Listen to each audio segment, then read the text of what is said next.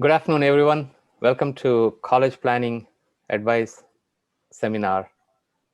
This is Srini Ravi, TAJA Youth Committee Chair. To all students here today, I want to say thank you for coming to this session.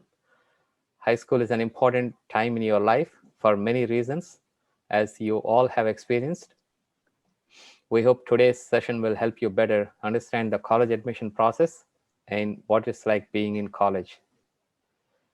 I want you to remember that this session is for you, the students, to ask whatever you like and learn whatever you want to know about this process. It can be a very daunting time for students and parents alike, and we hope that by talking with students who have been through this process, it will seem a little less scary. After the guidance counselor's presentation, we will open up for Q&A. We have a group Q&A and individual Q&A session where you can ask students directly if you feel embarrassed or would rather ask this question anonymously. Please feel free to pass your question to us and we will ask on behalf of you.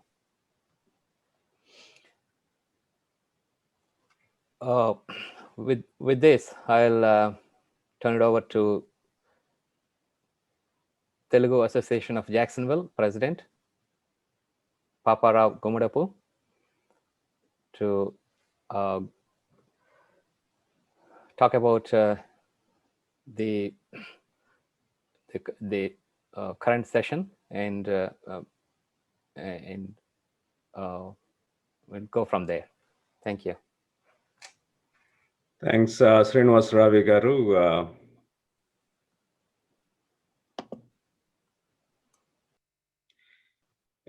Good afternoon, everyone. This is Paparao Gumudapu, President for 2020-21 for TAJA. And I wanted to welcome everyone for this session here.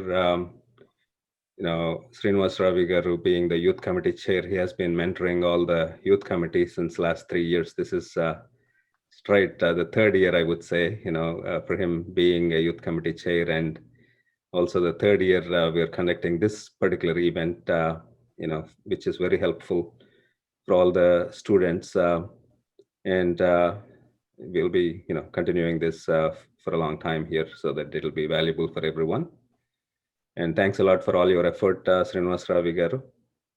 And also, I wanted to mention about Bob Turba, who is also here, who is helping us for the last 2 years, and this is the third year again he's on here helping us. He was a school counselor for 45 years before he retired a few years ago.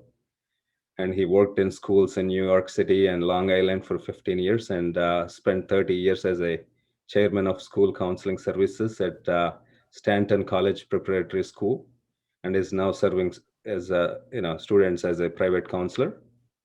Bob has presented at numerous conferences across the country, has been on committees for the College Board and other professional organizations, and is a well-known and respected by fellow professionals throughout the United States. He brings a wealth of knowledge to those looking for admission to all colleges through the knowledge he has accumulated from his experiences. Welcome, Bob, again. Thanks for helping, not only Telugu Association, TAJA families.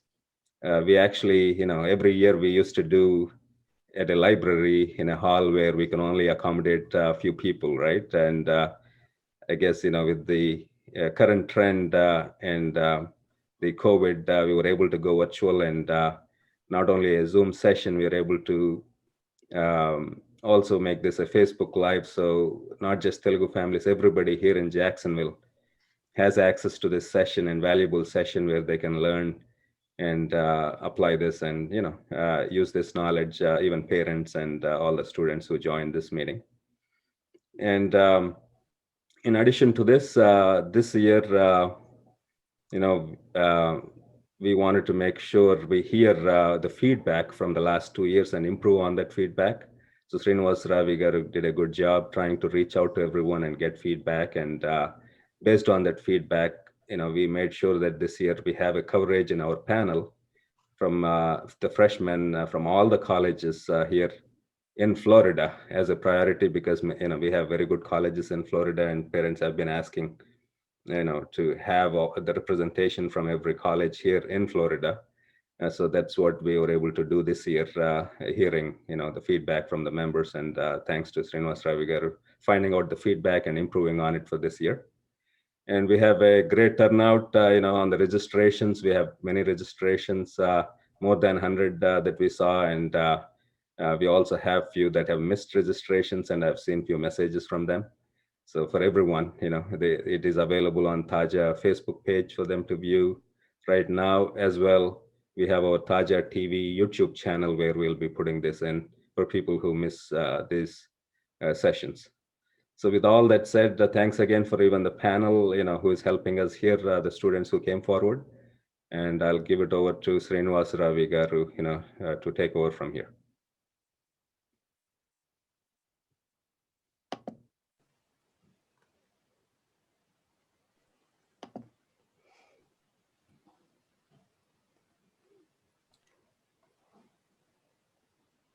We, as President Paparagaru said, we have we give priority this year for in-state universities to have students on our panel, as opposed to in the prior years. We used to have quite a few from out-of-state private universities, but we got feedback from parents, and we acted accordingly, and we put together student panel from different universities in Florida, starting from University of Florida, UCF, University of Southern Florida, and one more private university within state, University of Miami. So we have a good mix of universities in state, and the students will be joining around 3 because some have exams ending at noon, their final exams. So we will have their introductions once we open it for Q&A. So with that, I request the guidance counselor, Bob Turba, to go ahead with the presentation. Okay.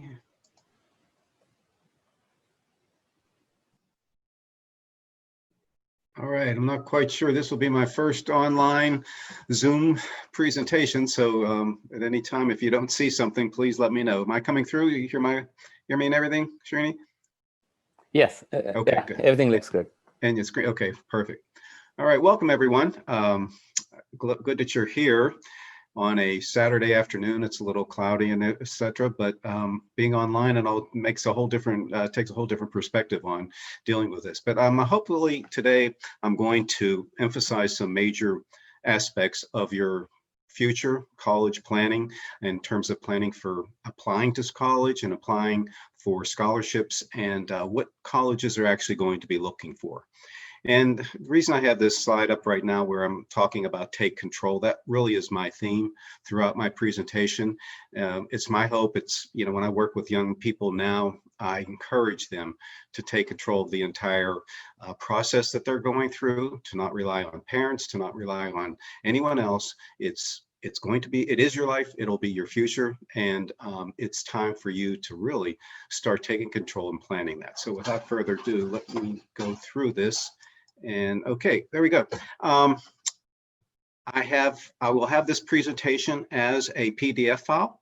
So if anyone would like a copy of it, that way you don't have to take notes at this point and things like that. As long as you know that the entire presentation is there, you can email me at my name, Bob Turbo, one word, @gmail.com, and I'll be happy to send you a PDF of this presentation. As I understand it, Srini's will be, and they will be recording it, so it should be available elsewhere also for your viewing. Okay, I'd like to start out with some basic concepts. Now, these are just some kind of questions that I think you probably everyone thinks you know the answer to that, and that is, in order to be admitted to college, does anyone doubt that you need good grades? Of course we do. That you need challenging high school courses. This is one of the top items that colleges constantly ask for and are looking for in student records. A good rank in class, which is something that we will talk about. Good SAT or ACT scores. This is something also that's changing a little bit because of the pandemic and things like that, but we will talk about it. And the colleges that look at those scores will still, I think everyone realizes that we need some good scores. All right, so those are the things that you think you need. Now, from MIT Online. Now, this is one of the MIT used to have a blog, and on their blog, the director of admission would talk about these kind of things. And one of the things he said, of course, you need good scores, good grades to get into MIT. But the reality is most people who apply to MIT already have the good grades and scores. So, that's just kind of a given that they're looking for. So what he said at that time is, what else are we looking for? Well, we're looking to see who you are. All right.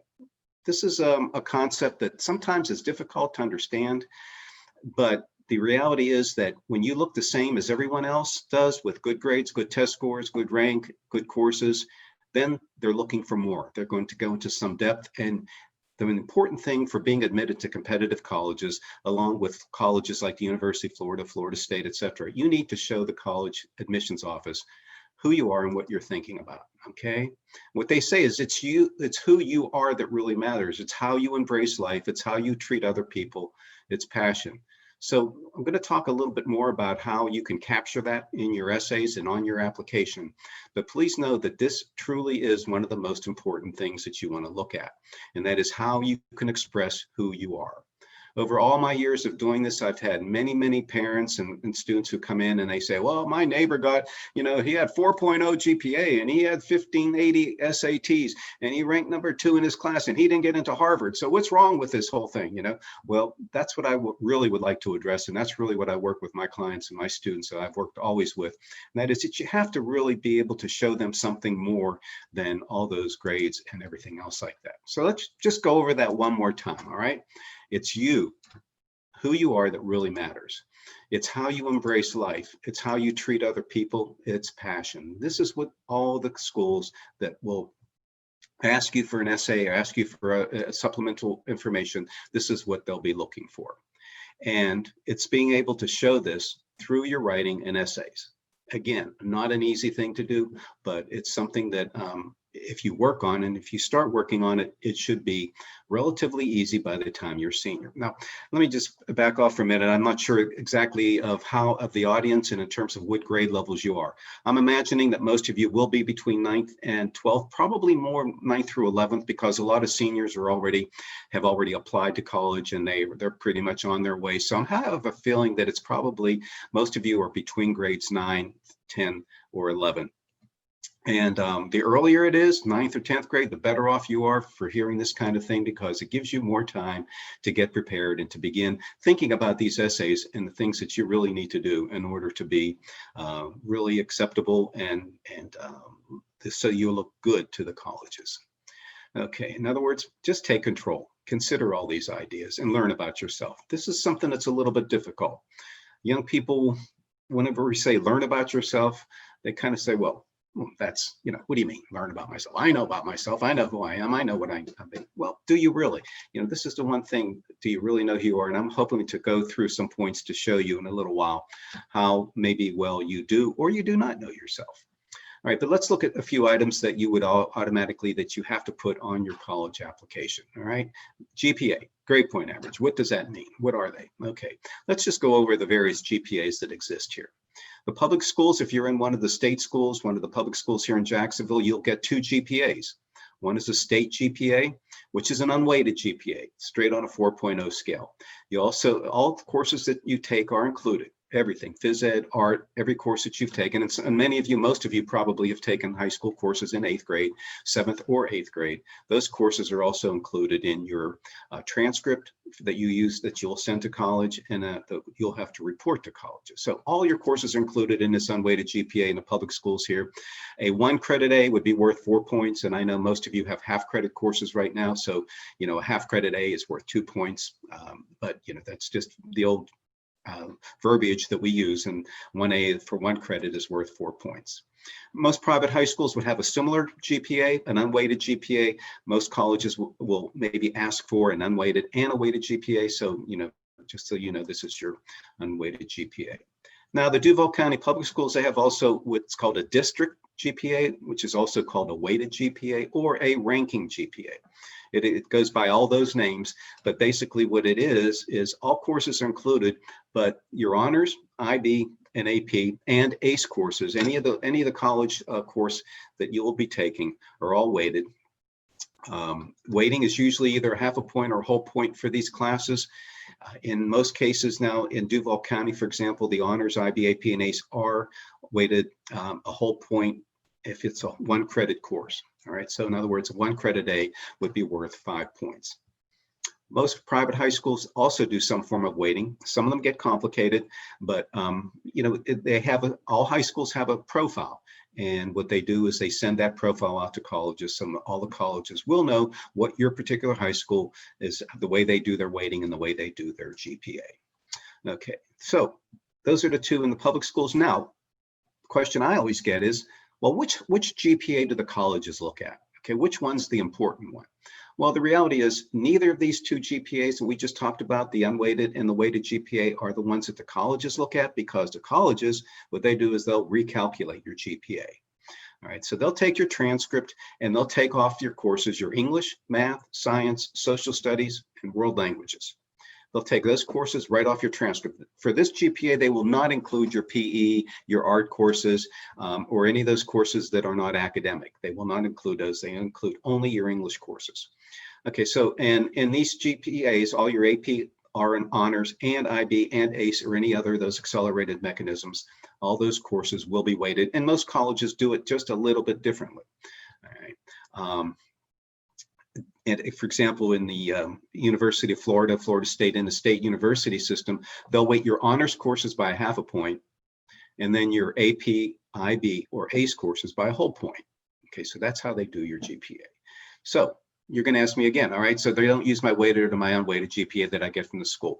Now you're telling me they recalculate my GPA. Well, how can I recalculate my GPA? What is my recalculated GPA? How can I get that?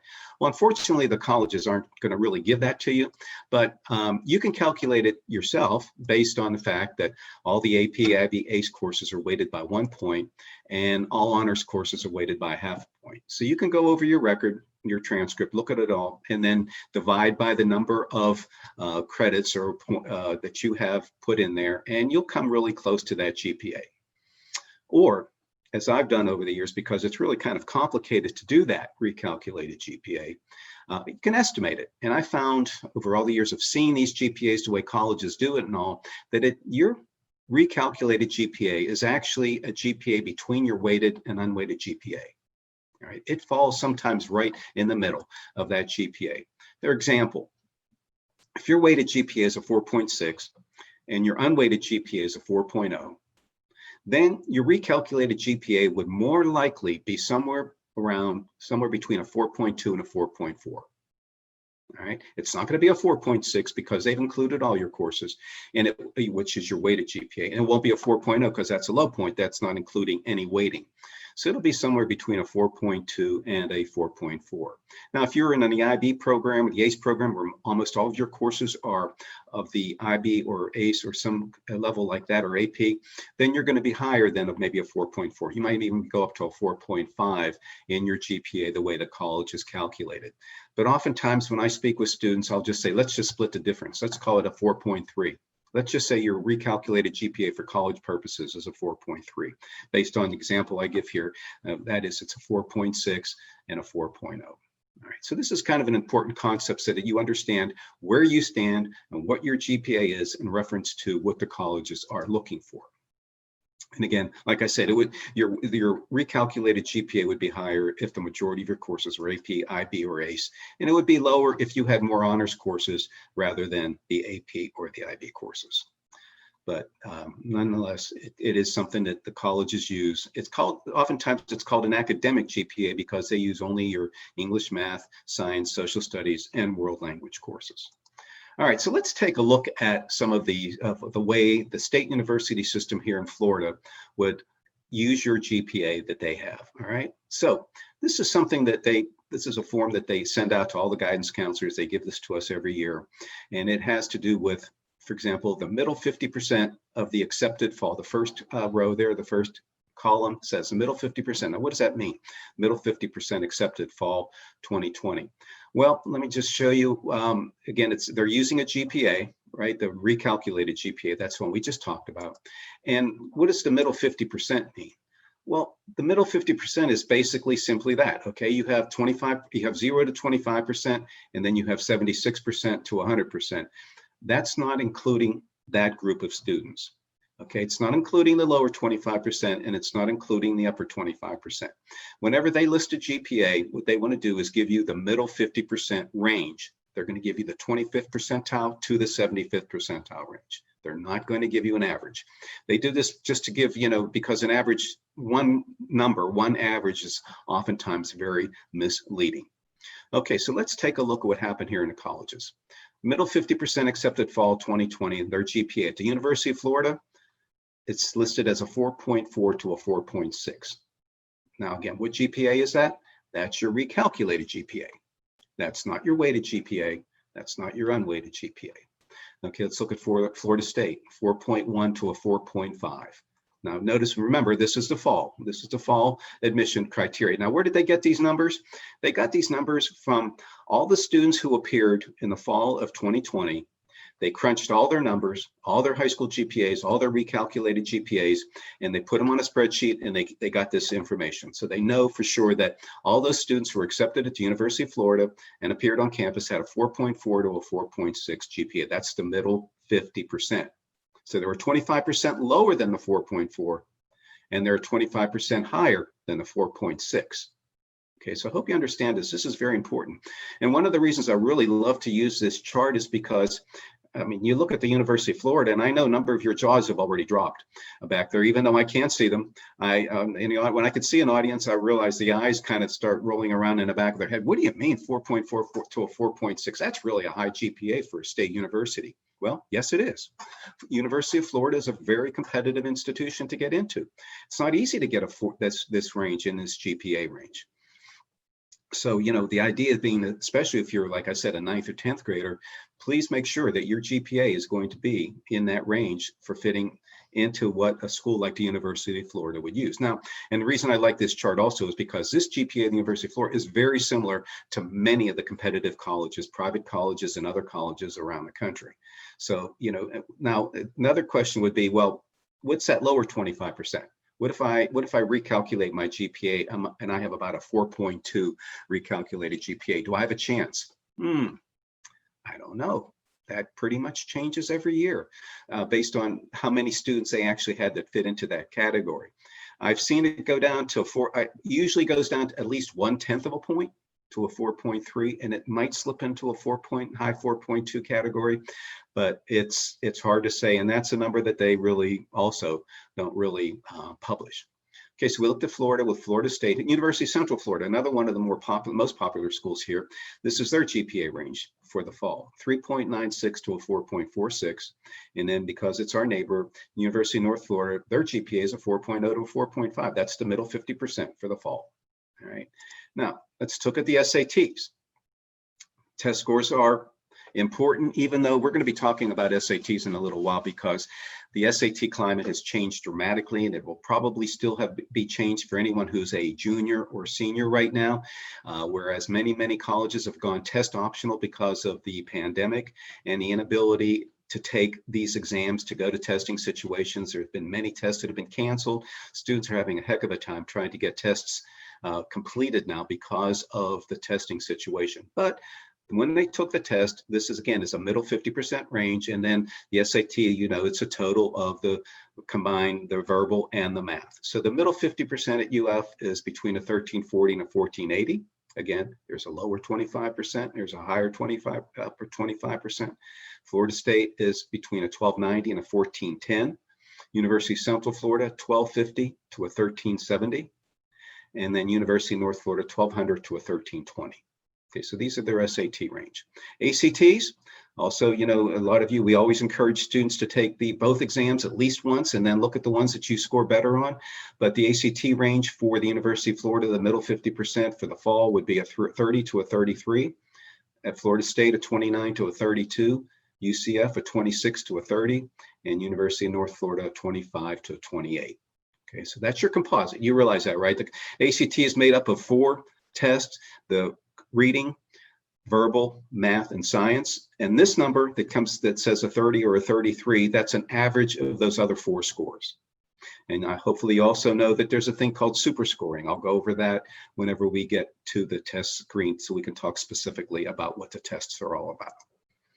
Okay, so now that was the fall. We looked at the fall. Now this is the summer, okay? They have 2 admission cycles at the state universities. One's in the summer, one's in the fall. Now they have to run a summer program because they have to offer summer courses for students.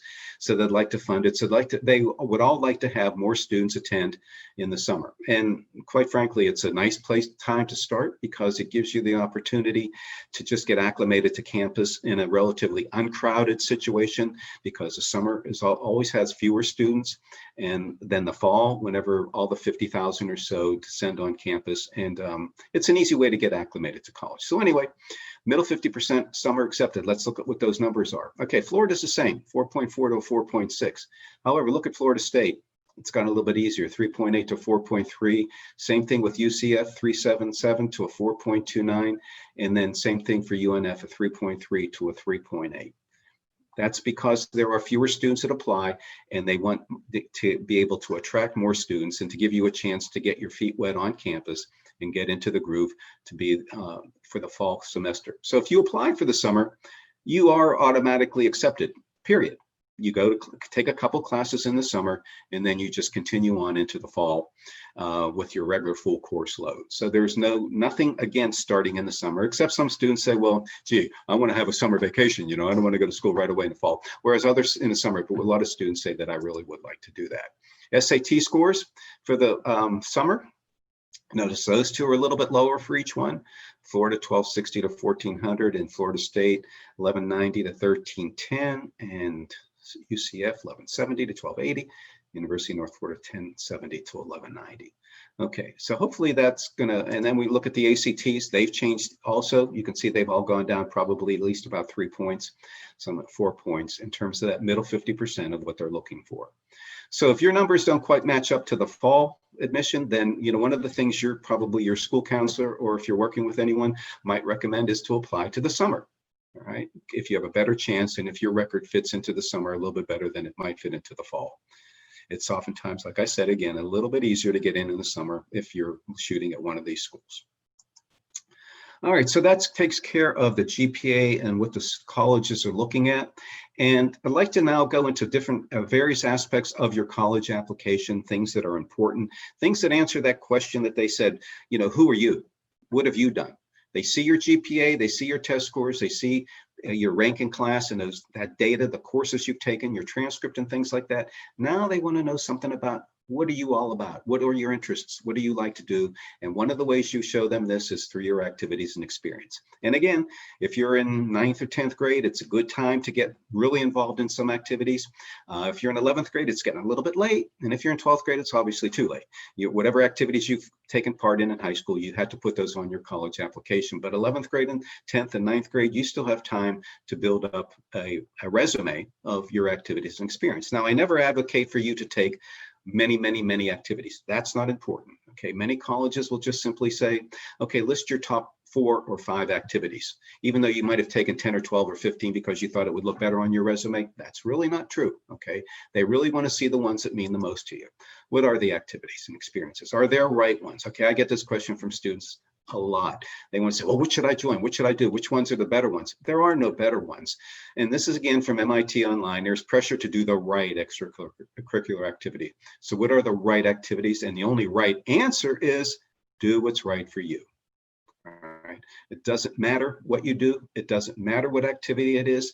It can be anything from, having a butterfly collection to, establishing a drive to cure cancer in the community. I mean, literally, it's only what's right for you and what you feel good about, not what you think is right for the colleges. This is very, very important because when you have to write about this kind of thing, and you really feel it because it's right for you, you'll write a much better essay than you will if you're trying to fit some activity into your resume that you think the colleges are going to look favorably at. All right, again, my theme is take control. Do whatever you are interested in, learn about yourself and why it is important to you, and then learn to write insightfully about it. This is key. This is really, really key to getting into these. So it really is all about you, all right? Again, embrace that idea, take control, and learn how to express who you are. Now, how can you do that?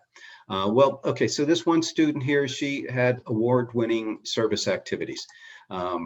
Actually, I have a whole group of these listed on my website, but let's just look at this one person. She created a classroom lending library for an entire elementary school in her community. She publicized a book collection drive, set up collection boxes throughout the community, contacted publishers and suppliers for donations, and then sorted the books into appropriate categories. Ultimately, she presented the school with over 3,000 books for its classrooms and library. Okay, so this is a type of activity that really showed who she was and how she cared about her community. She got into many colleges and she got scholarships for this also. All right, so she really took this and her activity and she made it herself, and it really paid off for her.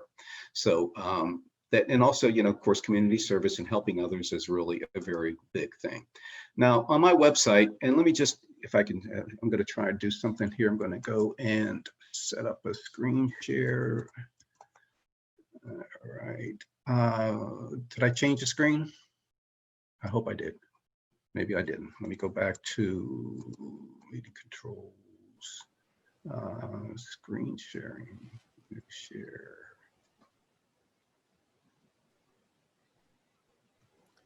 Bob, it's showing the earlier screen.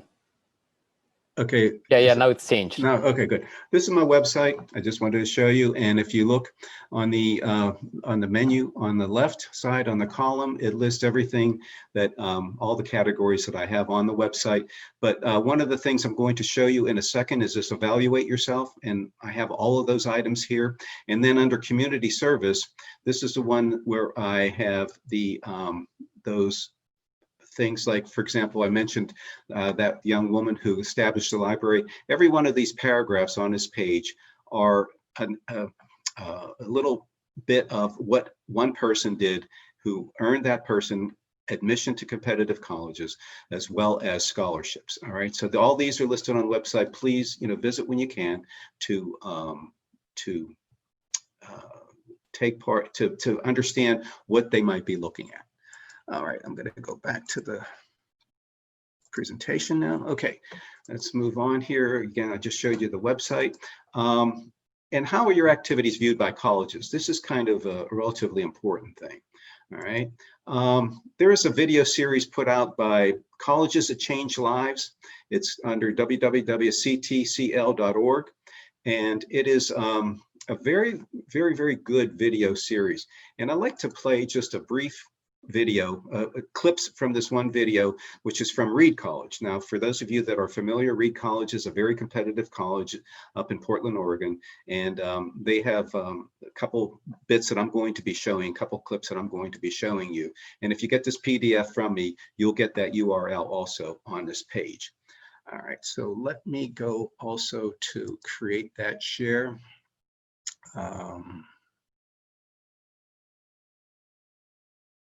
Oh boy, that went away. Okay, let me go off here for a second. Oh, there it is. Okay. Create a share here.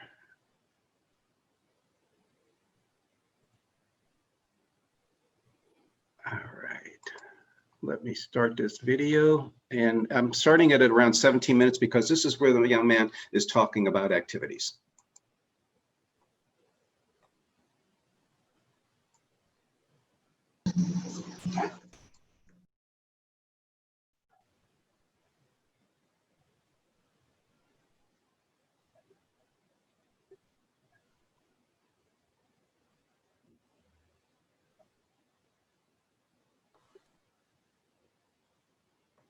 Hey Bob, we couldn't hear the voice. Can't hear it? Okay. Yeah, we can't hear the voice of the video.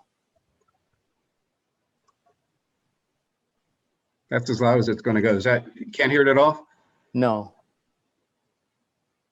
Hey, Bob, when you share it, you'll have an option to share computer sound Oh, okay. box, so that's what you have to do.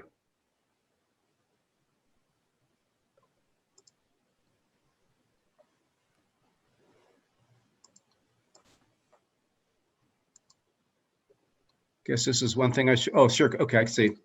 All right. Time. And right off the bat, I see Yeah. a lot of we get it. activities that are 9 through 12. Let me That's back it up for awesome. just a minute, you know, just, okay. Activities list. And when you're looking at an activities list, what I'm kind of hunting for is how does a student spend their time outside of class? Who do they spend it with? What do they care about? What do they care so much about that they invest time into? And that helps me get an idea of what are they going to do at my college? How are they going to contribute? I think a lot of times the college application can feel like jumping through, like you're ticking boxes, you're trying to jump through hoops to prove that you're the most deserving or worthy. And that's not how I read an application. Does this person deserve admission? Rather, I'm trying to build a picture of you in my head and figure out, like, okay, what do they care about? When they care about something, what do they do with that caring?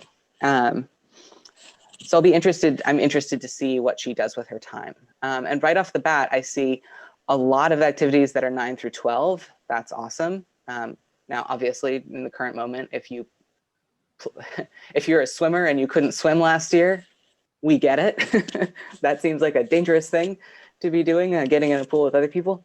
But so we will be very understanding of interruptions of how you normally spend your time. But in this case, you know, I'm seeing a student who, wow, when she gets into something, she really sticks with it. That's really cool. That commitment is good to see.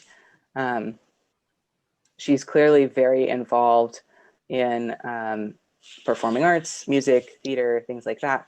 And I do note that she started something. Now, this isn't to say that everyone should go out and found a club just so they can say that they founded a club on their college applications, because it's not founding a club isn't necessarily like that box that you're trying to tick, right? What I see here is this is a student who has a passion. She's really passionate about music, and she said, I want to do something with that feeling. I want to share that with other people. And so she founded a group that brings that love of hers to other people. That's really cool. I also really appreciate all of her activity descriptions because she's telling me what she does, not just focusing on the title, but what she does with that position. And that's something that I think a lot of students miss when they're doing this section of their application, is focusing on, I was the president of NHS. Well, there's usually at least one at every high school. Instead, what I want to know is, what did you do with that power, right? And you know, maybe you just presided over meetings once a week and that's it. Well, that's not that exciting. But and then I'm just like, president of NHS. Okay, cool. But I get really excited when someone says, I was the president of NHS, National Honor Society. I'm breaking my own rules about acronyms. And I started a fund drive that raised $5,000 for a local food pantry. Then I'm like, oh, wow, okay. This is a person where when they're in a position of leadership, they make things happen. I want that on my campus. I want people who make things happen. That's really cool. So spell out what your positions, this is the advice part of this. Spell out what you do in your clubs, in your activities, in your positions. Spell out the difference that you make. And also do, at least the first time you use any acronym, spell out what that acronym means, because it might be everyone at your high school knows what HOSA is. I didn't until I Googled it because it wasn't a thing at my high school, Health Occupation Students of America, I think. Okay, I'm going to stop that now.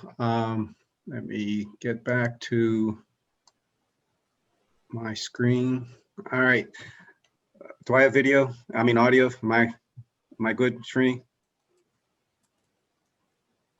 Yeah, we are good. Okay, good. I just want to check. I can't Yeah, tell. I'm not sure really what's up there. Okay, so that was a college rep. That's Reed College talking to you about how important your activities are. And note, I don't know if you heard him near the beginning of it, but he said he's trying to get a picture of who you are. This is really, really important, okay? Picture, what does that mean, picture? That means he's looking again for everything besides your grades, your rank, your test scores, and that kind of thing. He wants to see what you've done, and he's going to, as you saw, they really analyze them. Those are actual activities that a student put on her application to Reed College. So just gives you a little backup in terms of what they're looking for. Now, with your activities and everything, one of the ways you're going to express who you are, again, the most important way is through your essays for college scholarships and applications. I think this is one of the most, once you have good grades, good test scores and everything else like that, your essays take on the most importance. Now consider these basic ideas, okay?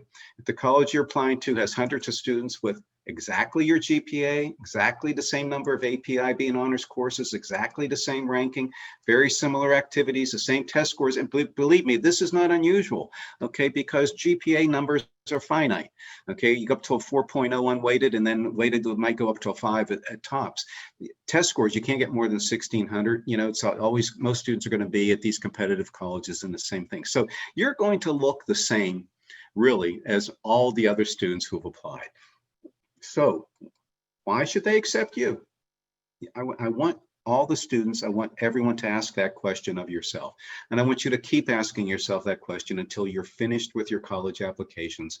If it's a year from now, if it's 2 or 3 years from now, you should always be asking yourself the question, why should they accept me and not everyone else who looks exactly the same as I do with GPAs, test scores, and everything else like that, okay?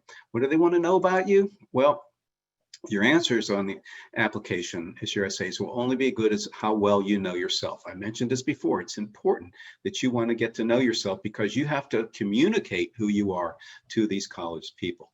And the colleges, again, they say, we want to give all applicants, regardless of background or access to counseling, the opportunity to share their voice with the colleges. Every applicant has a unique story, and this essay helps bring that story to life. I don't know how much more explicit we could make it. Okay, so on the next slide, I have this, I mentioned whenever I showed you this screenshot of my website under evaluate yourself, I have all these questions on there, but I'd just like you to take a look for a minute at some of the items that might help define who you are. Your goals and values. What values are most important to you? How do you define success? Okay, let's look at your education. What do you choose to learn? When can you learn on your own? What's been the most stimulating intellectual experience? What activities do you enjoy? The world around you. What viewpoints have challenged you the most? How would you describe your school family? Your personality, relationship with others. How would someone who knows you well describe you? How do you respond to pressure, competition, or challenge? Now, all these questions plus there are 4 pages, literally 4 pages of these little prompts that are on my website. And let me tell you where they came from.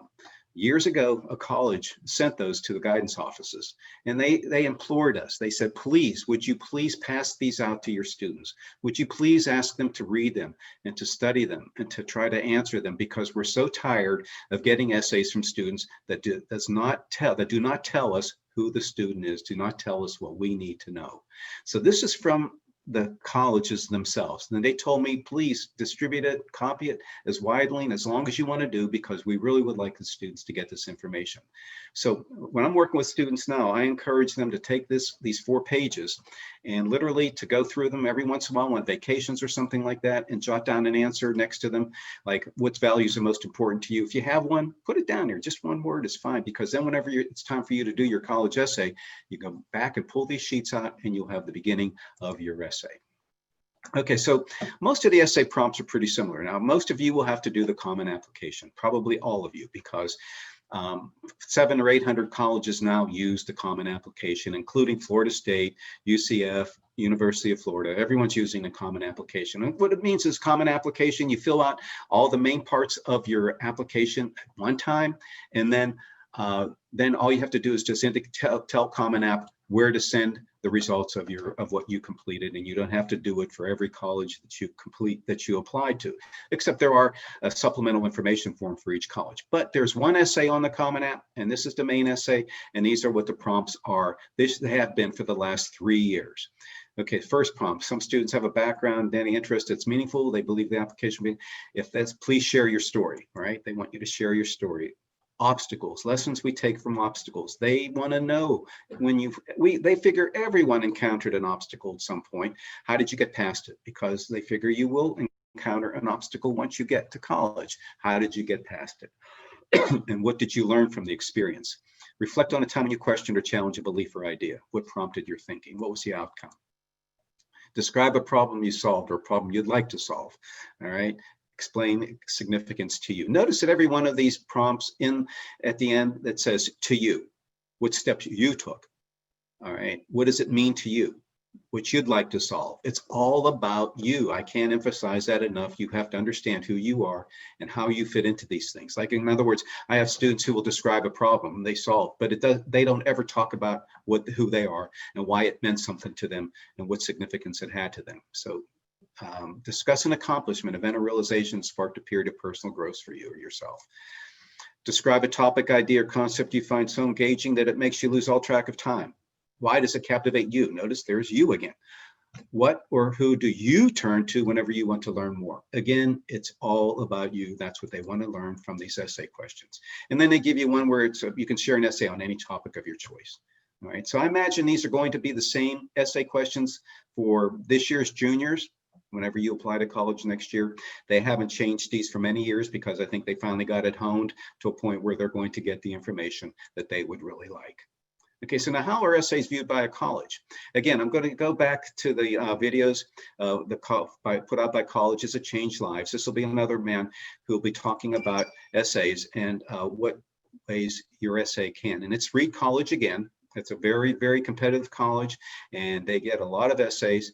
And let me get to that particular. All right, new share. Okay, so this is a young man who's talking about what essays mean. Nor creative, the personal essay is a combination of both that reveals who the student is. Your college essay is our primary way of really getting to know you, right? We don't have you sitting in front of us when we're reviewing applications. I'll be honest, I think in a span of about 4 months, I read over 1,000 applications.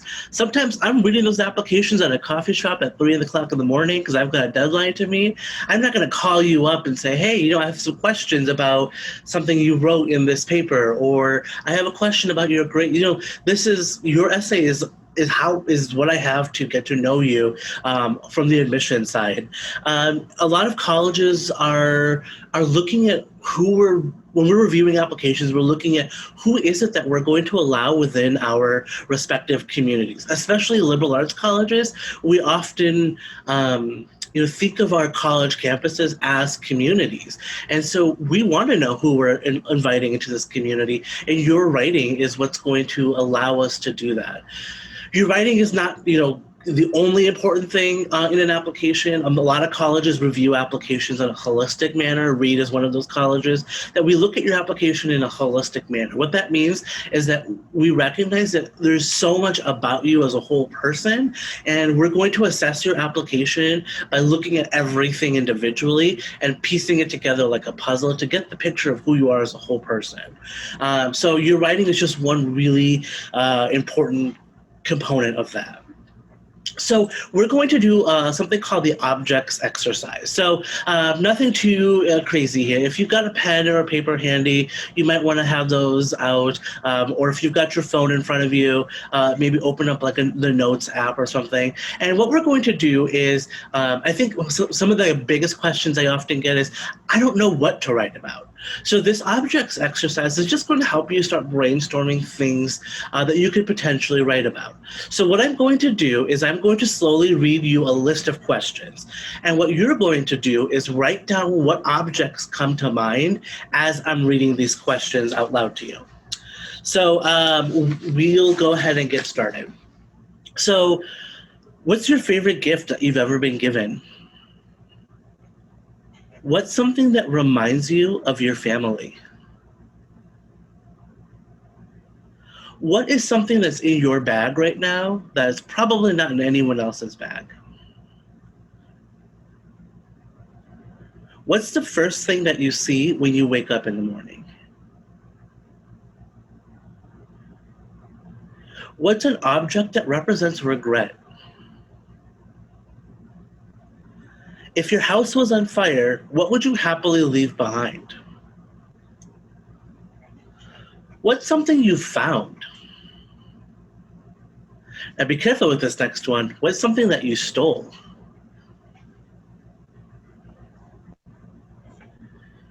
What's something that represents your dreams?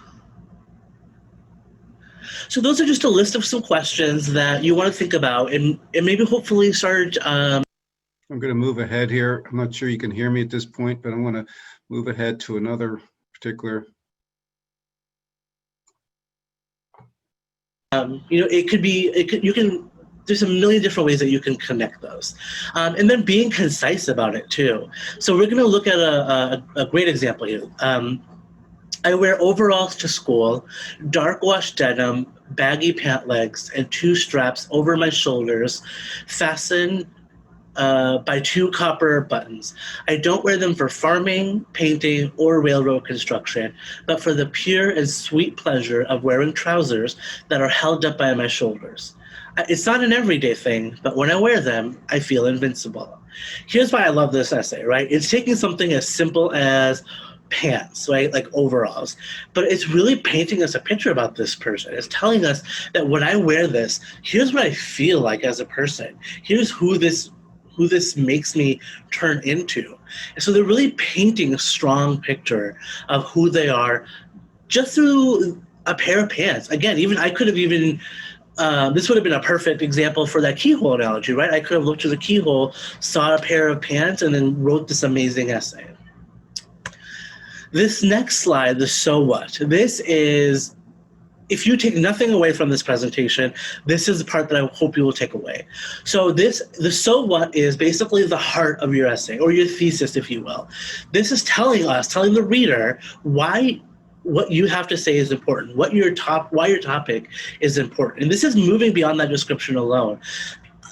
When I can't tell you how many times I've read an essay where at the end of the essay, I've asked myself this question, so what? Like, what is the purpose of this? What is it? You haven't told me anything about yourself. You just told me these things that you might have been involved with, or this object that's a part of your life, but you haven't made any of those connections for the reader, right? You want to make sure you're making those strong connections and telling us, making it as clear as day for the reader why something is important, or why the reader should care about what it is that you're writing. So here's a great example. I truly adore lobster fishing. My love for it extends past the obvious, past the fact that I make money, past the fact that I get to work outside in the beautiful summer weather. It extends far beyond the free lobsters, even past the blossoming friendships that I have with my colorful coworkers. I owe it a vast debt of gratitude. Lobster fishing opened my eyes to hard work and determination, and in doing so allowed me to flourish substantially in high school. I love this. The student took this thing that is unique to them, lobster fishing, and they made those connections for us. They told us the things that they felt when they partake in this event, and then why that's important for us. It taught them hard work. It taught them determination. They really painted that picture for us as a reader. Here's something else I'll also point out. You might notice this last essay that we read about the overalls, excuse me, is it's much more, I would say, like poetically written, and it's sort of got this like very particular voice to it, whereas this lobster essay, maybe it's a little bit more straightforward in terms of writing style. And both are totally fine. Don't write in a style that's not your own. Or I can't tell you how many times I've read essays where people have tried to experiment with writing voices or writing styles. Your college essay is not the place to do that. Write whatever voice is true to your own. If you're not a comedic writer, don't feel like you have to write in a comedic voice. If you're not this eloquent or creative writer, don't feel like you have to write that way. If you're more of a straightforward writer, write however it is true to you and to your own skill set and ability. Okay, I'm going to go back now. Okay, so there it is, right from the college themselves, telling you what they're looking for, gave you a couple good examples of essays that students have written and how they felt about them. This again is a whole series of videos that are up on to the college. There's a Change Live, ctcl.org. They have a number of essays from the colleges that are listed under this agency. And I so strongly encourage you, again, take control, go there, find out what's necessary so that you can have the best college application you possibly can. All right, let's move on to testing information. We know tests are required at most colleges, but not all colleges. Go to their websites for schedules, practice tests, and much more. Not all colleges, there's an organization called fairtest.org, and on fairtest.org, they list all the colleges that are test optional or do not require or do not look at tests at all. And there are, well, actually before the pandemic, there were about 400 colleges listed on this site that do not require SATs. And because of the pandemic and college is going test optional for a few years, that number is up closer to 1,000 right now. So there are many, many colleges that are not looking at it. And like I said, the pandemic has caused many changes in colleges' testing policies, and everyone is probably just a little bit different. So whenever you're thinking about a college, applying to a college and thinking about testing for that college, you need to visit that college website and get the accurate information specifically for that college. Again, take control. This is your life. This is your future. It's up to you to go and research and do this work. All right, let's look at the SAT, for example, the rest for this year for 2021. You see, they'll go right through June. And then this middle column here is where the subject tests are available. Question we get a lot is, well, what subject test should I take, or subject tests required? Again, some colleges require them. Some colleges recommend them. Some colleges say if you've taken them, you could submit them. But the reality is there's no consistent pattern with schools that require subject tests. You have to go to their website and look and see exactly the specific requirements for that college and what they're looking for, if they're looking for subject tests at all. The state universities in New York, none of them, those schools require a subject test. So if you're applying to state universities only, you do not have to worry about subject tests. And those it's supposed to go all the way through June, but again, throughout this year, a number of these test dates have been canceled or test centers have been closed and things like that. So you really need to stay on top of it whenever you register for these tests. And then for next year, for 2022, again, the test dates, they're going to have all pretty much the same ones, excuse me, August through June. And the subject test will be available at most of those dates. Collegeboard.org, this is where you get all this information. The ACT, these are the test dates for 2021. This year, for the rest of this year, notice in September, they had in October, a lot of different kind of permutations. That's entirely because of the pandemic. But then the rest of this year, they're hoping that it evens out. But again, we encourage you to take each of these tests at least once, because the ACT is a lot different than the SAT. And almost all students will do better on one of these tests or the other. Most students will do better on the SAT or the ACT, so it's up to you, and it really helps if you take them both. I mentioned before super scoring. I want you to try and understand what this is. When we looked at the test scores for the colleges, you saw a range of like 1350 to 1400 or something like that. Well, what is the 1400 that they're looking for? All right, let's say you took the SAT 3 times. They're going to go through all 3 test administrations. They're going to pick your highest verbal score out of those 3 times and your highest math score. Put those 2 together to give you your highest total. All right, so it's not just simply your total from any one test date. It's called a super score. And now many, many colleges are doing ACT super scoring also. So if you take the ACT more than once, like I said before, there are 4 subtests. There's a verbal, there's a reading, there's the math, and there's a science. And if you've taken it more than once, they'll take the highest out of each one of those 4 and then average it together to give you your highest composite. So it really is worth taking these tests a couple, maybe 3 times. I don't recommend it much more than that. I think for most students, 3 times along with your PSATs and things like that will be plenty to give you an idea of how many times. How many times a test? You'll probably take the PSAT 2 or 3 times, and it's great practice. Okay, a lot of students will take it in 9th, 10th, and then 11th grade. 11th grade is the only time the PSAT can count for anything other than practice. And then if you score really well in 11th grade, you might qualify for the National Merit Scholarship. But the PSAT is an excellent test for the SAT. I recommend starting taking the SAT in the spring of 11th grade. There really is no need to take it earlier. 9th and 10th and 11th grade in the fall. In October of each year, you'll take the PSAT. So beginning to take the SAT in either spring, even January or March of your junior year, that still gives you 3 or 4 times in 11th grade, plus you'll have many a times to take it in 12th grade, and there really is no need to take it earlier. And again, 2 or 3 times should be sufficient for most students. We encourage you to take the ACT at least once since it's different, but equally acceptable at all the colleges. And there also is a very good free test prep at the College Board website. You can take a complete free test prep. I get that question a lot. Should I take a test prep class? Well, I never recommend taking a test prep class at least until after you've taken 1 SAT or 1 ACT, and then we can compare that to your PSATs and see, well, you didn't score as well as you should have. So yes, maybe some test prep will help you.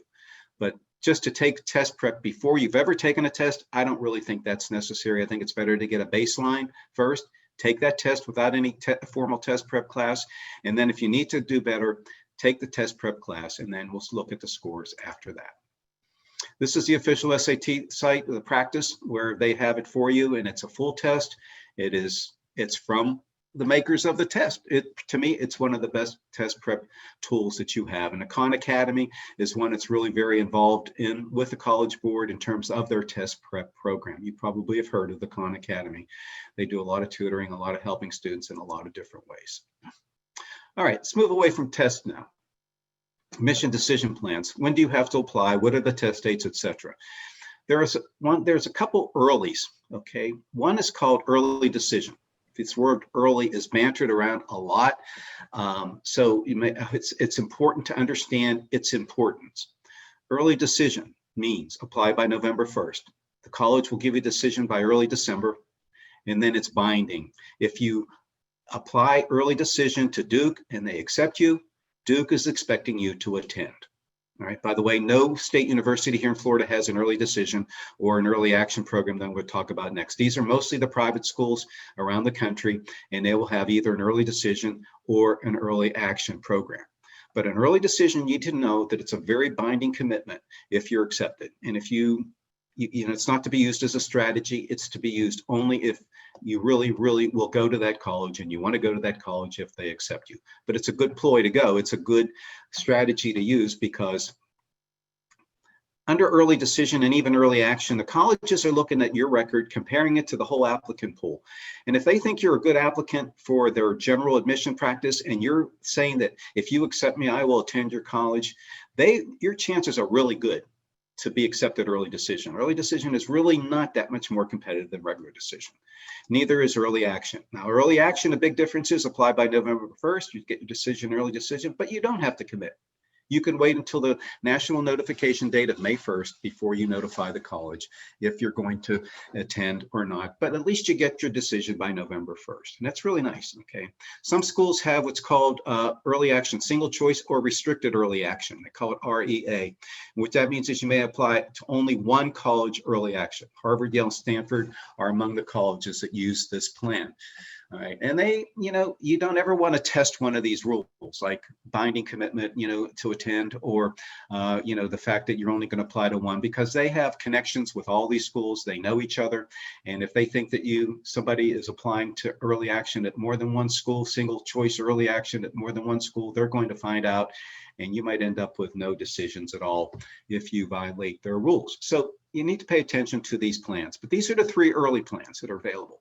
Then regular admissions, which is over 98% of the rest of the admissions, is you submit your credentials starting in August, but before the college's individual deadline. It's evaluated during February, March, and you should be notified of your status by April 15th. That's regular admissions. And then there's also rolling admissions, which means you submit your application and you'll probably get an offer within a couple, 3 to 4 weeks.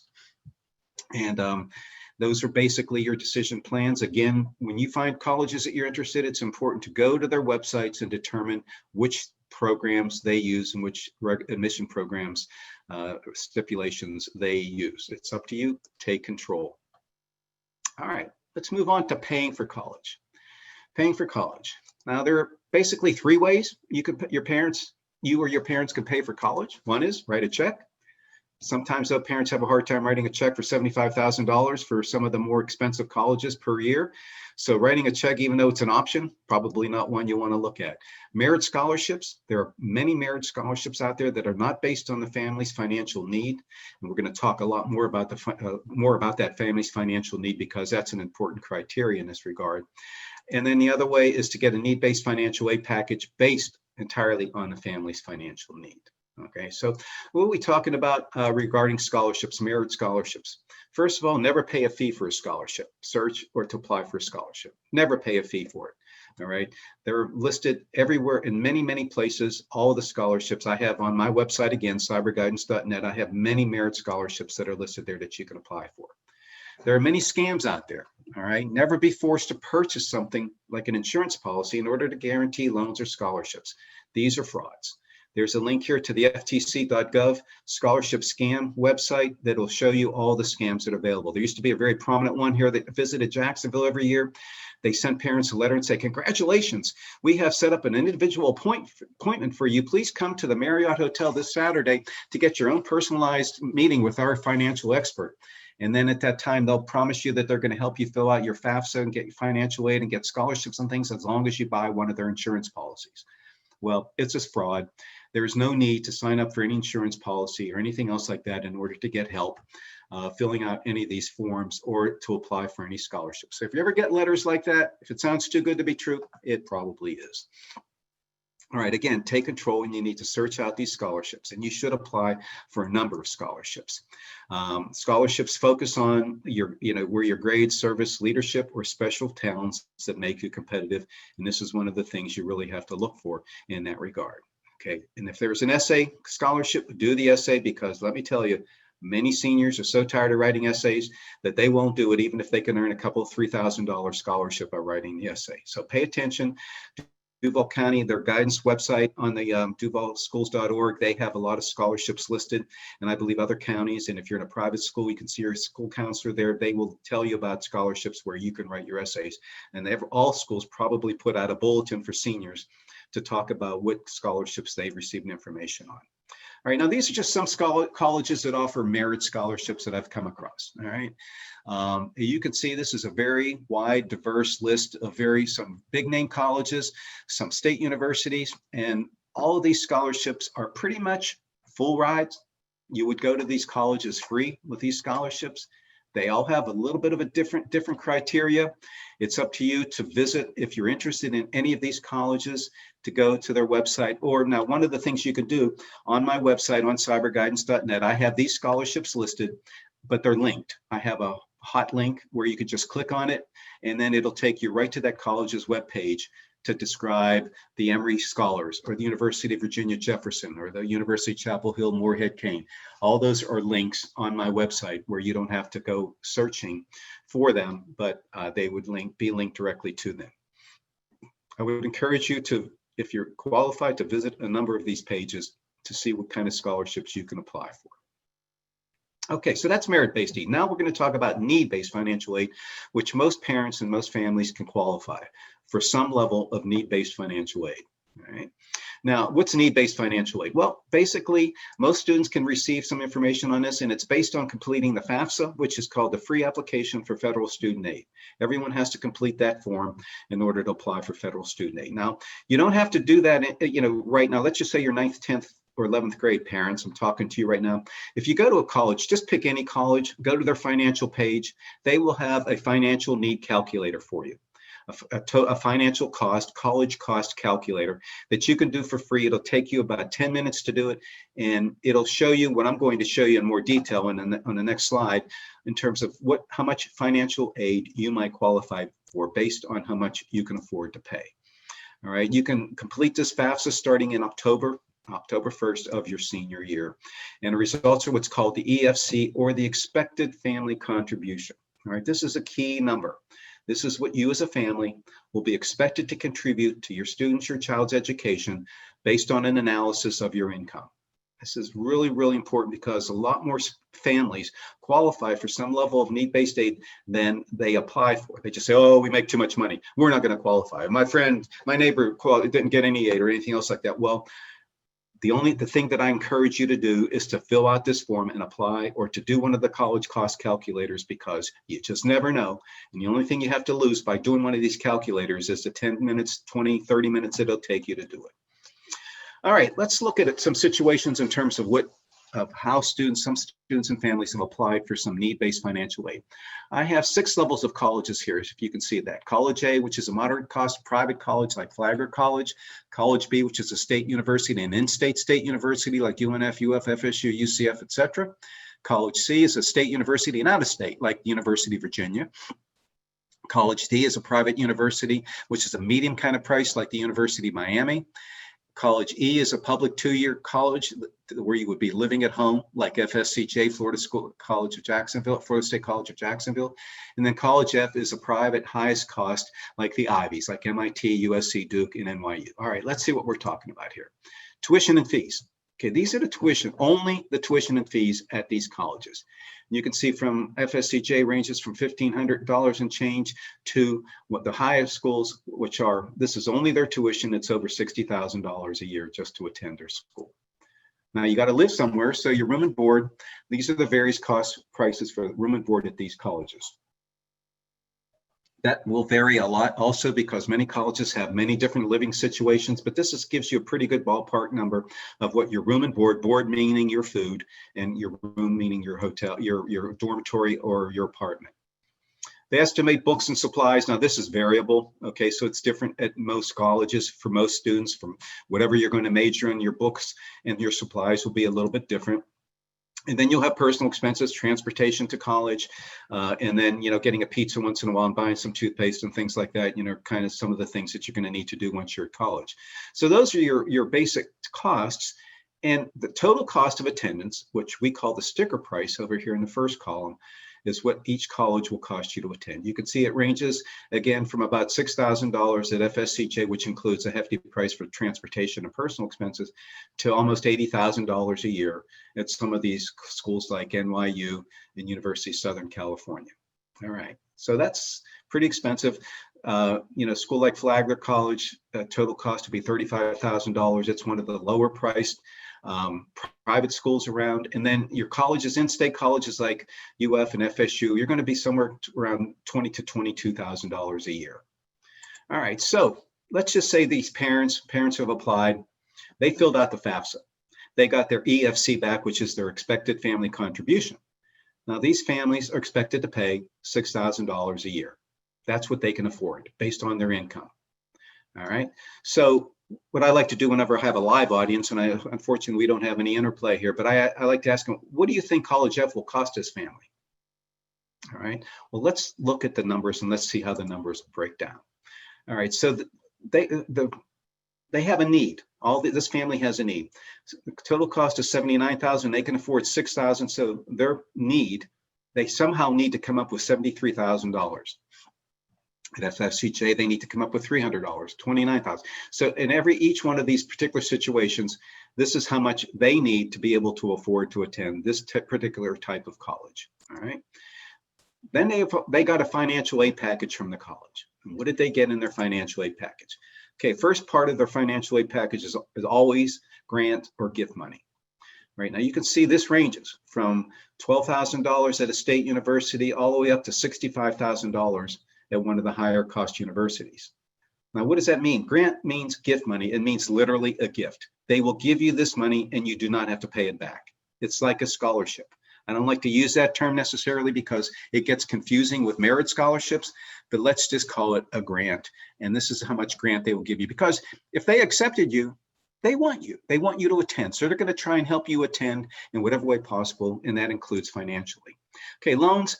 Every college pretty much will make a loan as part of your financial aid package. And the general amount is around $5,250. That's kind of a baseline figure that most colleges will give students a loan. So if you take that times 4, that's over $20,000 a year. That's probably closer to $21,000 for 4 years of education. And I know a lot of students will say, I don't want to go out of college with a loan. Well, if you apply for financial aid like this, you're not going to have much of a choice. The loan will be part of it.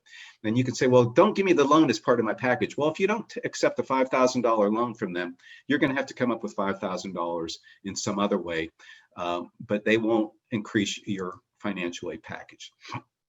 A lot of students will get a work-study program, which will pay you somewhere around $2,000 or more a year. And that'll be easy work on campus, maybe shelving books in the media center, library, or answering phones in an office, 10 or 12 hours a week. It's an easy job and it's easy work. Okay, so when you look at the total financial aid package for these colleges, let's compare this, which are total aid package over here in the last column, $73,063 equals the need.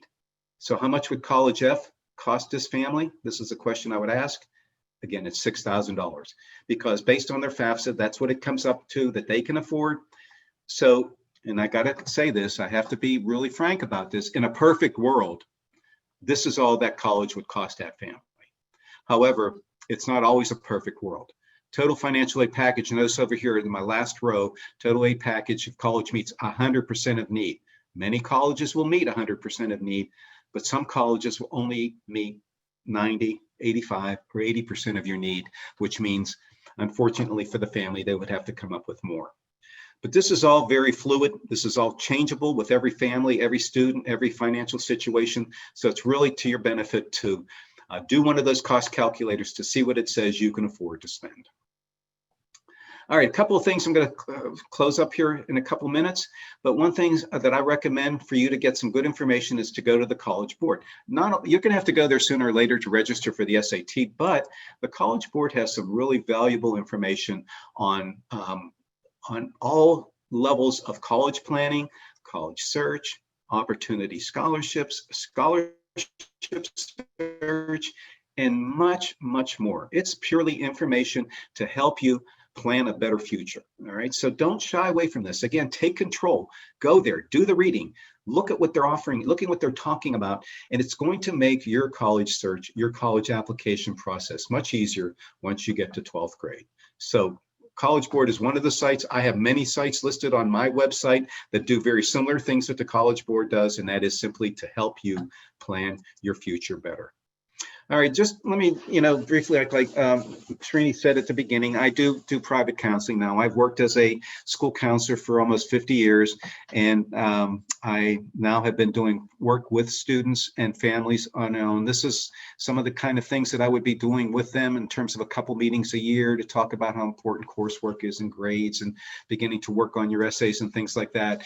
And probably in 12th grade, we're going to have a couple, 3 meetings, and it's going to range in a lot of topics. I'll be going over your applications with you, helping you making suggestions on your essay. I never help you write the essay, but once you write an essay, I will help you to polish it and to make it really come out to be exactly what those colleges are looking for in your application. But we have a very busy 12th grade whenever I meet with clients and things like that. So, but I am available. So thank you for your attention. If you have any questions, please feel free to email me. If you're interested in my services at bobturba@gmail.com, and I'll be happy to work with you and answer any questions that you have at any time. Any questions you have anytime from this point forward, please feel free to email me, and I will get back to you within a day or so. Any question you have about this presentation or anything else that I've talked about. And again, send me an email at bobturba@gmail.com, and I'll be happy to send you a PDF of this presentation. All right, thank you for your attention. I'm going to turn it back over to Srini. Thank you, Bob. That's a lot of information about college admission process, and it is. There are so many areas. It's not just one aspect. There are so many aspects to college admission process, starting from transcripts to test scores, and to the last piece, of course, essays and financial aid. So you have shared a lot of tips, and definitely it's overwhelming for any person who is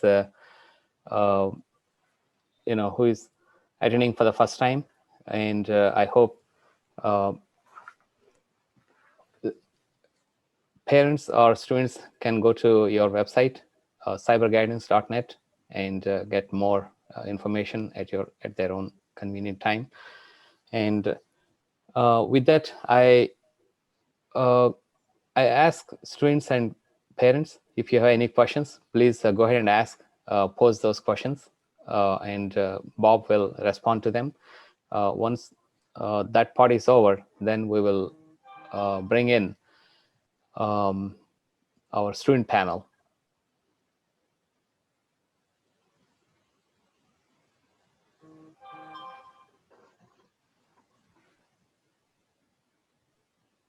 Yeah, whoever have questions, yeah, you can unmute and ask Bob.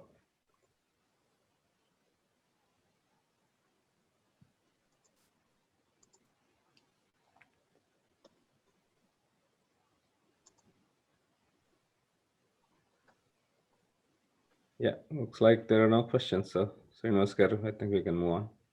Okay. Okay, then we will bring in the student panel now. I'll go ahead with their intros. We have 6 students today. I'll go ahead with the intros.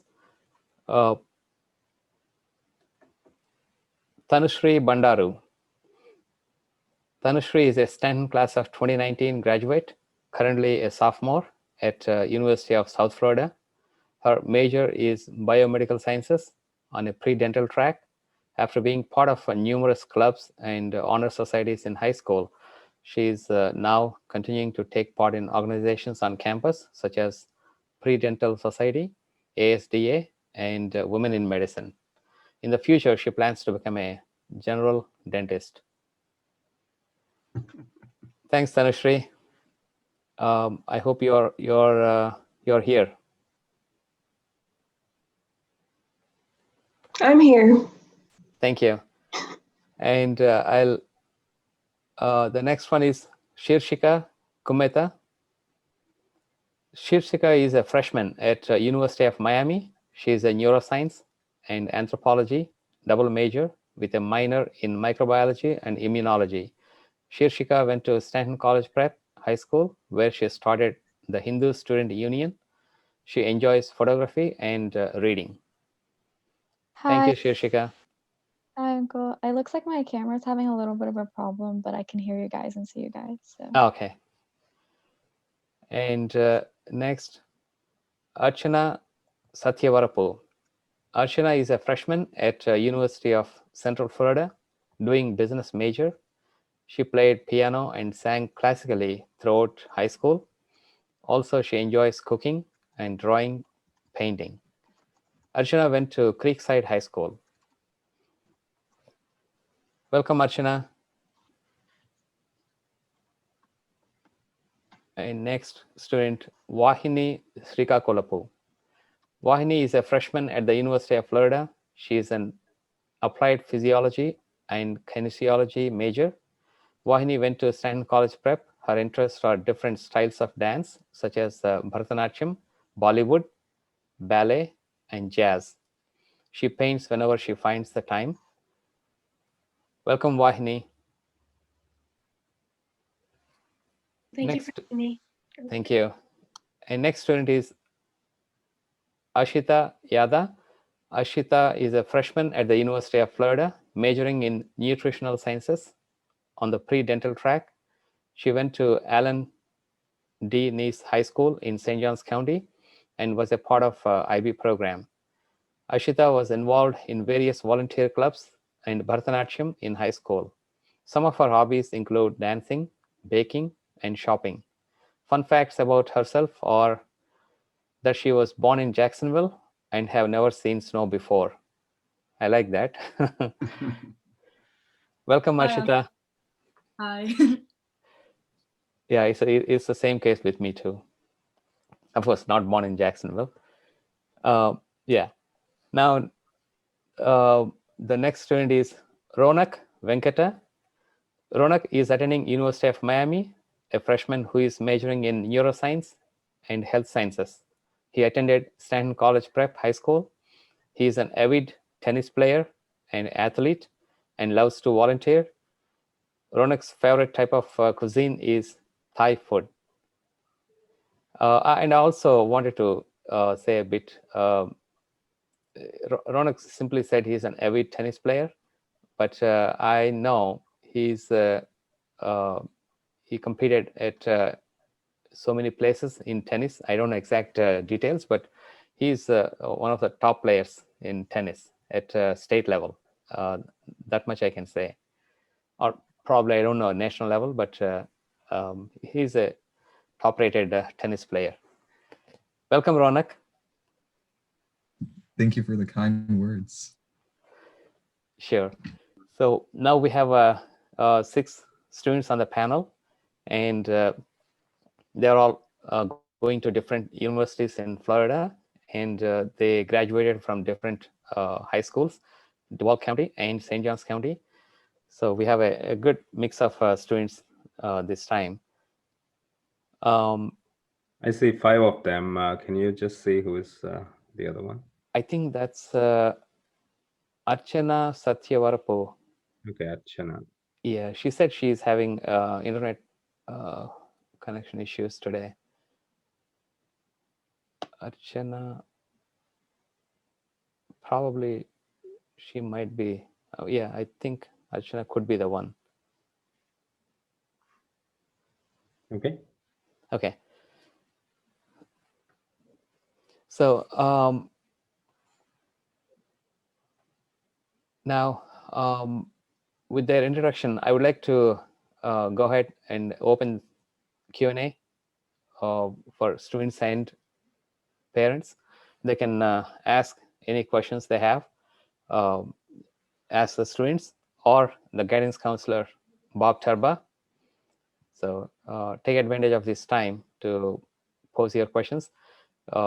It can be from any area, I mean, from high school related or the college experiences of these college students. So please go ahead.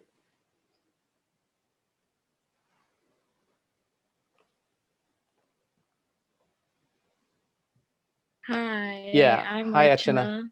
Archana. I'm currently. Yeah, go ahead.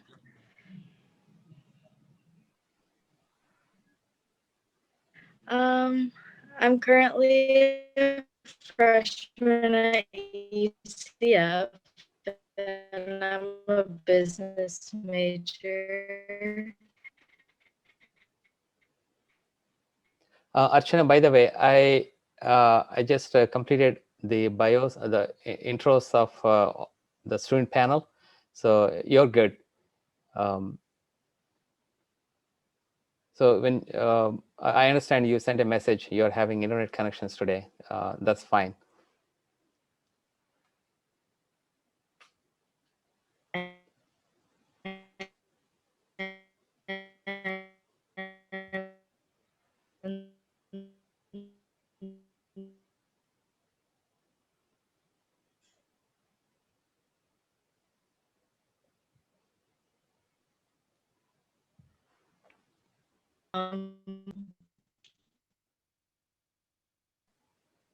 Yeah, we can get started.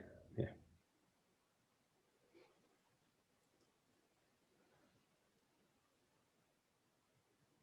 Or Bob, okay, since we haven't gotten any questions yet from parents or students in the audience,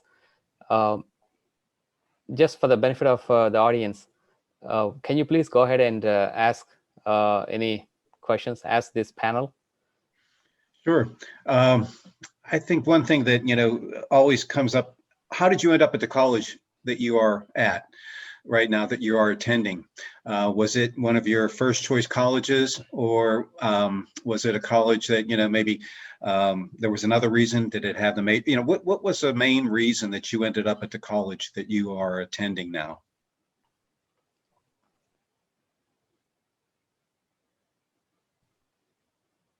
Well, I can go ahead and start to answer that, but I'm attending the University of Miami, and originally it was never like one of my top choices. I hadn't even really thought about it because of how expensive it tends to be. Like as in your presentation, as you were showing, like the tuition is extremely expensive, and even if they meet like all the need-based stuff, it could still be pretty expensive. But as the application process went on, I like got a good amount of scholarship money from them, along with like certain programs like Bright Futures and Benequisto. So that allowed it to make it affordable for me. So on top of that, like having a private school experience and also getting into like the health professions program that they had there made it a lucrative opportunity for me. Yeah. To kind of build off of that, I also go to the University of Miami, and just like Ronak, at first it wasn't even something that had crossed my mind because it was a private university. And I always thought that I wanted to go to like a college town. I didn't want to go to Miami. That didn't feel like the college experience that I wanted. But visiting the campus really made me change that. I saw how like close knit everyone was. And like I saw the benefits of having to go to the smaller private university compared to a bigger state university. And just like Ronak said, they offered a lot of financial aid, which was like crucial in me choosing the university. It's great. I think it's important, both of you said, to leave all your options open and to keep your minds open throughout your senior year and your whole application process, and to maybe not lock in on one college because you never know when an opportunity might present itself. That's great. Yeah, good.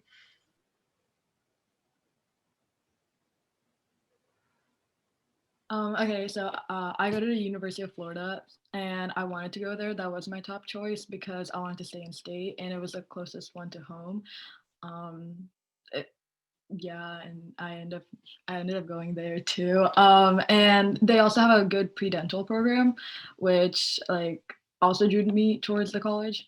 So that's also why I picked it. But yeah, I got into my first choice, and that's really it.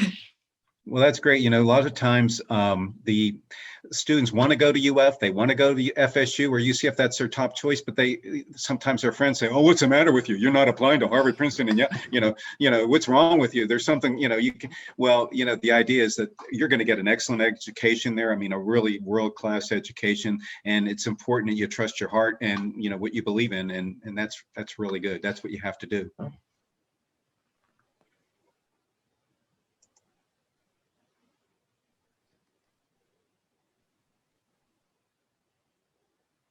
Well, let me ask you one other thing then. This is a whole different year than any year anyone has ever experienced, especially me, counseling and working with young people. The pandemic really changed everything. And I understand that most of you, or probably many of you, some of you will be taking just online courses, or you're taking a combination. Are you on campus or not on campus?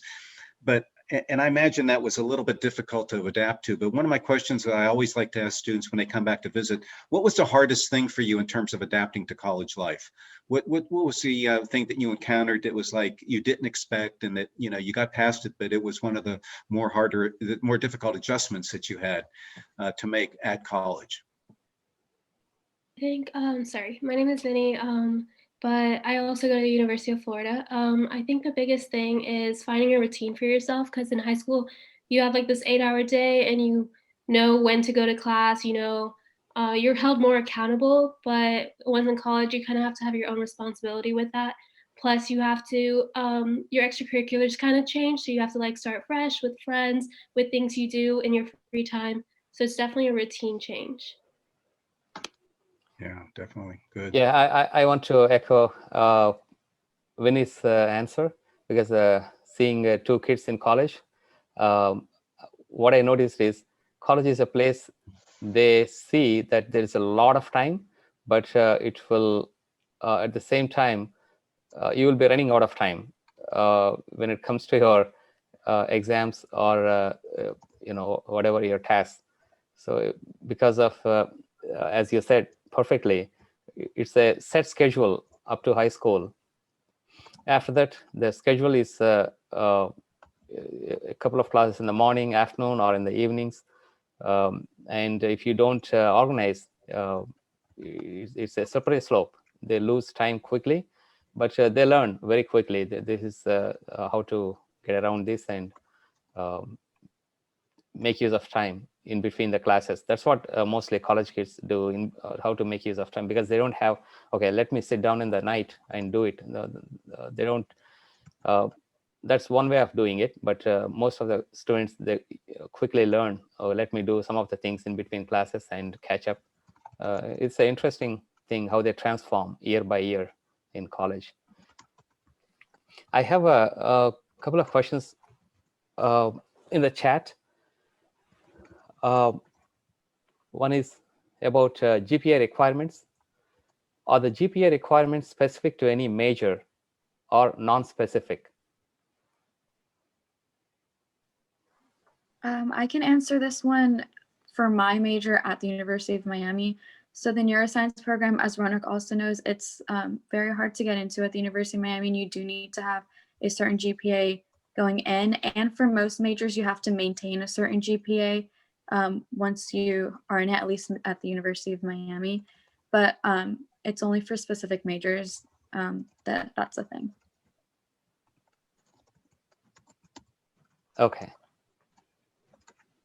I go to the University of South Florida, but it's like, so the application process is a lot different. I had a general GPA that I had to meet when I applied, but in order to stay in my major, I have to have a certain GPA and I have to have certain grades, or else you have to switch out of chemistry entirely. And I think that's how most of the schools are, like UCF and UF also apply, but Miami, since it's private, has a different routine altogether. Okay. There's another question from a parent, I believe, for panelists. Did you apply for any scholarships outside of the institutions you are going to? How do you identify the right ones with the highest probability of success?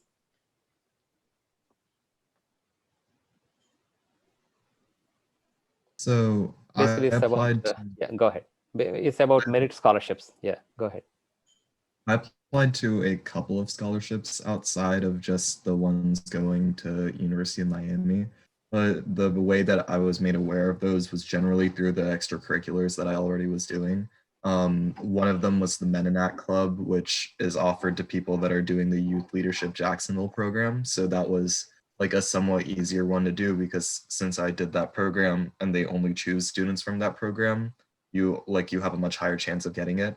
And then another one was the Exchange Club of Jacksonville's one. That one was had multiple steps to it, but the first one is that you apply and have to get selected from your high school to keep going. So I think it's just the best advice that I could give is making sure that you're keeping your options open and you're trying to make sure that some of the extracurriculars that you pick, you're checking all of the options around there as well. Because even things such as tennis or any athletic sport or anything of that sort, they also have scholarships that you can usually get through either your school or through Duval County in general.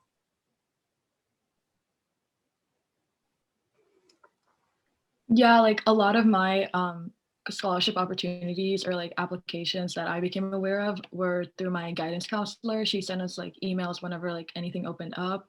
And those would be general scholarship applications, not for specific schools, or there would be ones for specific schools. You can look that up online, probably on the school homepage, but I would go to the guidance counselor and ask, because they usually know about scholarships or the legitimate ones. And let me just add to that, that many students don't feel like completing those applications in their senior year. So the student who bears with it, the student who does actually complete those applications has a really good chance of getting those, especially the local scholarships. There are a lot of Northeast Florida scholarships like that, like the Maniac Club and things like that, where, you're going to have a really high probability of getting it. The Community Credit Federal, whatever it is, CCFU, the credit union here down in town, they have a scholarship every year.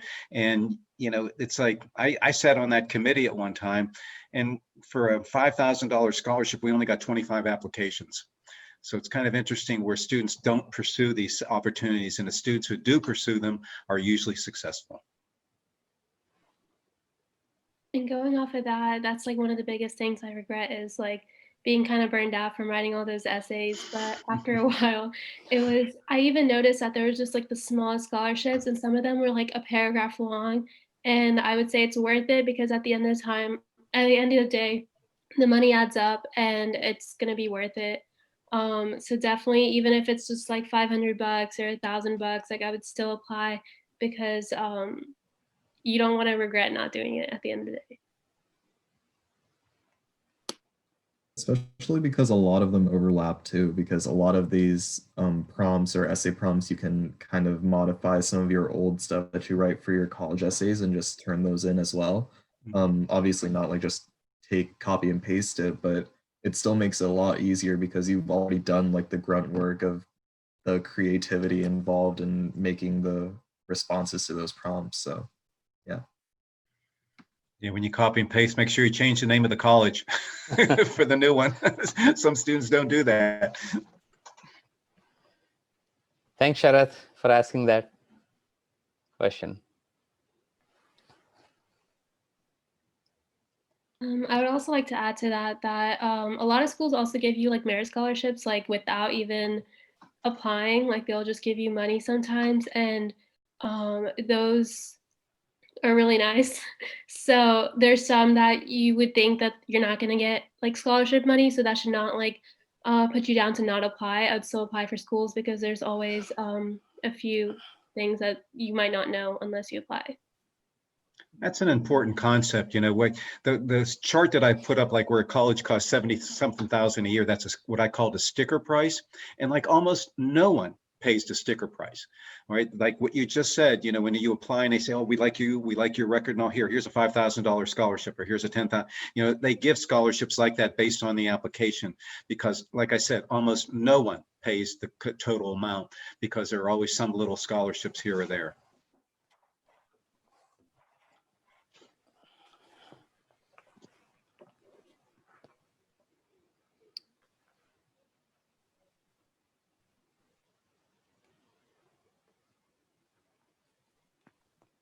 Do y'all live in dorms, or did you get apartments, or what type of, or I guess I should ask you, are you on campus, you know, or did you have to stay at home and just take courses online? What was your year like so far?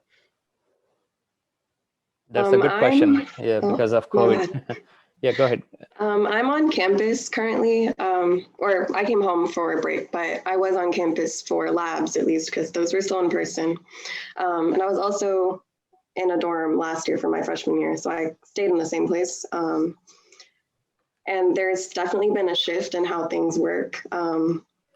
They make us fill out like a survey every day. I'm not really sure how accurate that is or if everyone fills it out, but after that, I can't let anyone else into the building. We can't have any guests. So there's a lot of procedures that have changed. But it's definitely an adjustment. A lot of my friends are out of state, so they stayed at home. So it's a lot emptier too. But I mean, it's still something. Mm-hmm.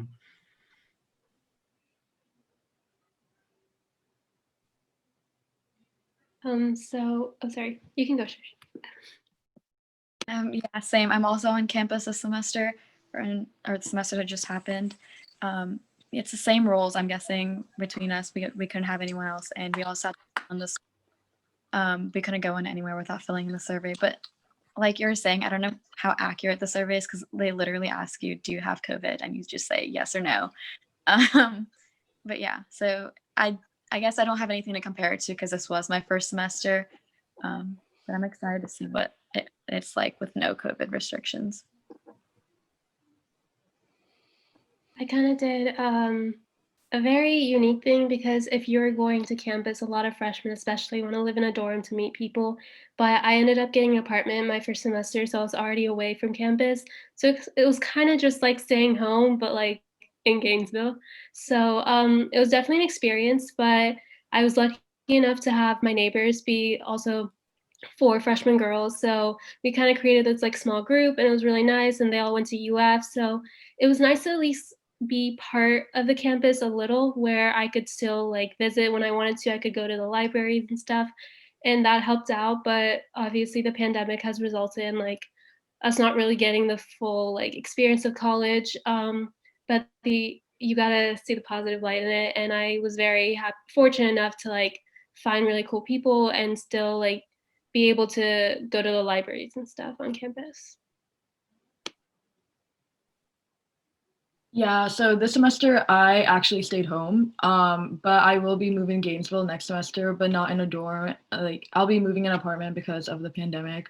But staying at home was a different experience. It was very different from going to high school or like maybe like transitioning to college. So it's kind of weird. But I guess like my adjustment like is still going on because I still haven't left. But yeah, I have labs in person next semester, so that's why I decided to leave. But since everything was online this semester, I just stayed home. Yeah, I was originally an online student for the first month of the semester, and then I moved in onto campus.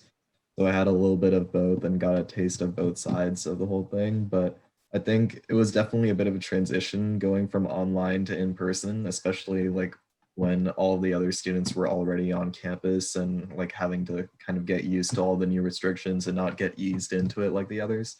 But I definitely enjoyed it, and I think it was worth going on campus as long as you're staying safe, of course.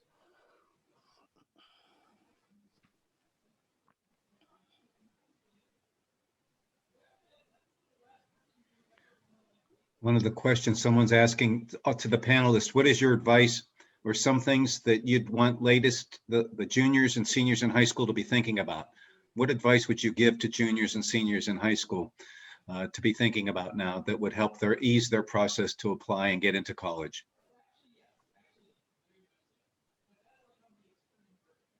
Probably the easiest piece of advice that I could give is to make sure that you're spreading out your applications and spreading out like when you're doing each of your essays and that sort of thing, because you really don't want to have all of those like get grouped together and then have like 5 or 6 due on the deadline day, because I think it definitely takes a lot of the stress off if you're turning them in, especially before the deadline. So yeah, that would be the first thing I would say.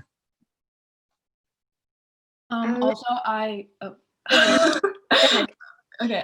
Something I did that that I liked was that I started my college essay, like my Common App essay, before the Common App was released. Like I did it over that summer, or I thought about it at least, and I feel like I got that out of the way before the applications like opened and everything. So I recommend doing that. That's what I was gonna say. Start the essay as early as possible, because I feel like a lot of people, that's the last thing they do on the application. And then it's also, I feel like, one of the most important. So it's kind of stressing you out to kind of wait to the last minute. I also wrote 11 different versions of the essay because I could not figure out what I wanted to write about. So the earlier you start, the like better it will be, because you don't have to wait like until the day before the application for that 11th perfect version to come out. So just start as early as you can with the essay.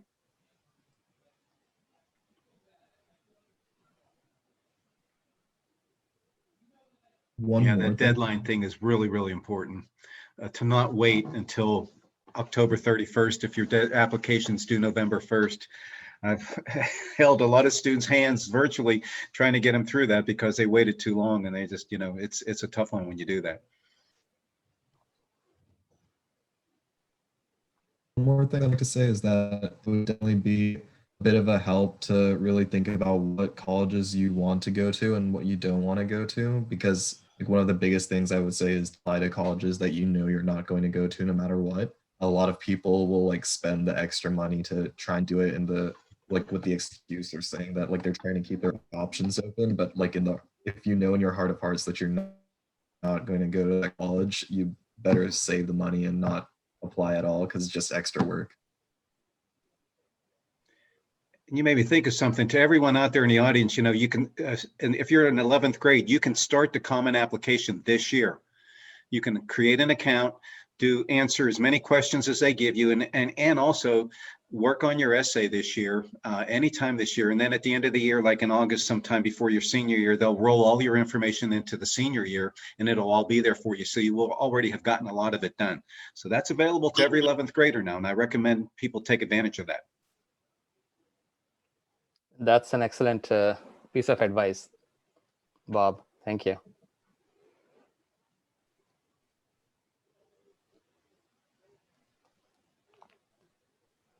There's a question from Sarath Koravi. When did you decide on your major? Do you plan to stick to it, or change it in sophomore year? This is for student panel. Basically, change of major. The question is about. I went into USF being an exploratory chemistry major. I didn't really know what path I wanted to go on and what classes I would want to take. So after a lot of talking to my advisor, I didn't decide on biomedical science until I want to say my second week of my second semester of freshman year. And I plan on sticking to it. I'm already a sophomore. I'm already done with my first semester until the next 4 years. But I know a lot of my friends have changed since then. And it's not that big of a deal changing your major and all. It's as long as you have an overlap, you'll have an easier time. So you don't have to retake credits or lose any credits in that process. Going off of what Dhanashree said, like I agree, like as long as you like know what type of path you want to go on, like either pre-health or pre-dent or any other path like engineering or CS, you should, I mean, no one knows what they want to do at 18 or 19, but I think you should just be open-minded to it, to switching it. Don't go through a major just because like you're almost done. Like you might as well do something you like and enjoy, and it'll get you to your next step or next goal. My major is applied physiology and kinesiology right now, and I personally really like it. I've already looked at a lot of the coursework, but I don't really start the major coursework until junior year because the first 2 years I'm mainly doing prereqs for med school and like just regular gen ed classes. So I still have like room to switch my major if I was to, but definitely still on the pre-health track though. And that's actually another thing to keep in mind is that if you know that you're going to go into pre-med or pre-law or something, it really doesn't matter what major you're choosing, because as long as you take those pre-med classes along with the classes you need for your major, you could do any major you want. It doesn't even have to be STEM based. So I went in as just a neuroscience major, and at Miami, we have to do this program called Cognate. So we have to take classes on things that are completely unrelated to our major. So I ended up by chance deciding to take an anthropology class. And now I'm double majoring in anthropology and neuroscience. You really don't know what you like until you like open yourself up to these new opportunities. And if you go in with a closed mind, you're not really going to get the full college experience, because the whole point of college is to know what it is that you enjoy and try out all these new things. And yeah.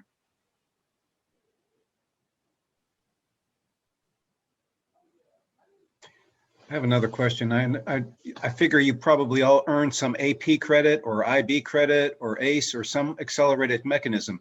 What happened when you went to college with those credits? How many credits did you get? In what courses? How did you do it? Did you have to go to the registrar to have to present your AP or your IB transcript and things like that? And how did that all work out for you? And how many credits did you get?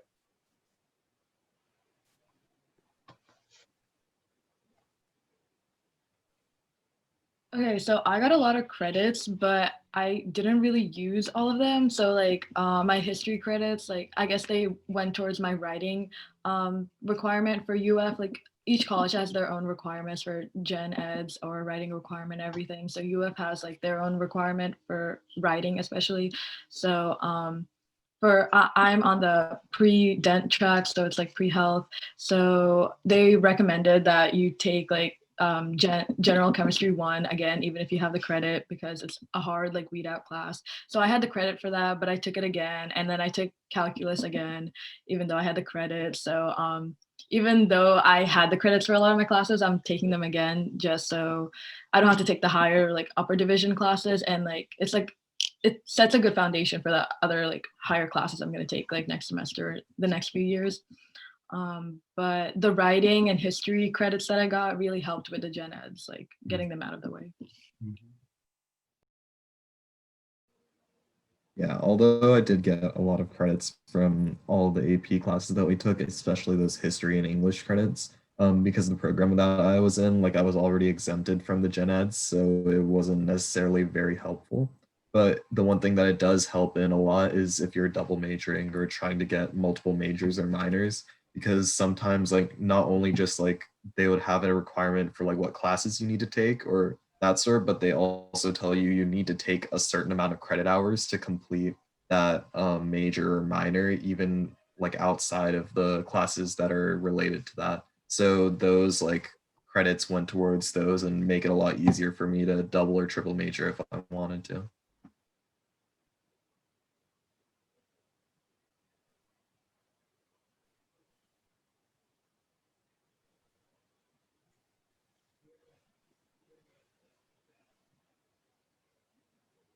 Yeah, just for the audience, what you just said about the accelerated credits like that, like with chemistry, you might take AP chemistry, then you might take the AP chemistry exam and you might do well in it, but you still, they cover that material probably in about the first week or two of the college chemistry class. So, you get a good background at least to start the course, even though you might not get full credit. So the accelerated mechanisms like that are really worth it, just if nothing else, to prepare you for the college level courses in those areas.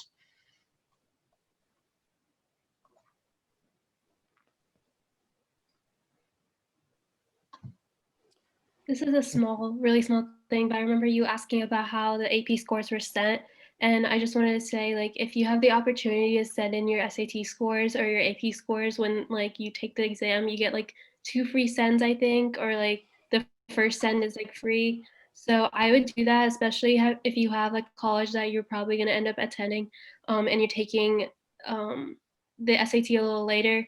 Go ahead and use that free like send, because you're going to be having to send it to a lot of schools if you're going to be applying to a lot of schools. So it's good to just use that up before, like, and it doesn't matter because you can keep sending it. Like, they're going to still look at your highest one. And that's really important, that they look at only your highest one. A lot of students get really nervous saying, oh, I didn't score so well, so I don't want anyone to see those scores. Well, they're going to see them all anyway, because when you send them, they get a cumulative record, and then their computer program picks out your highest verbal and your highest math. So you get your highest super score anyway. So yeah, you're right. It never, ever hurts to take it and to send them out. Use all those free reports. Very important, because it gets expensive to send scores to all those colleges.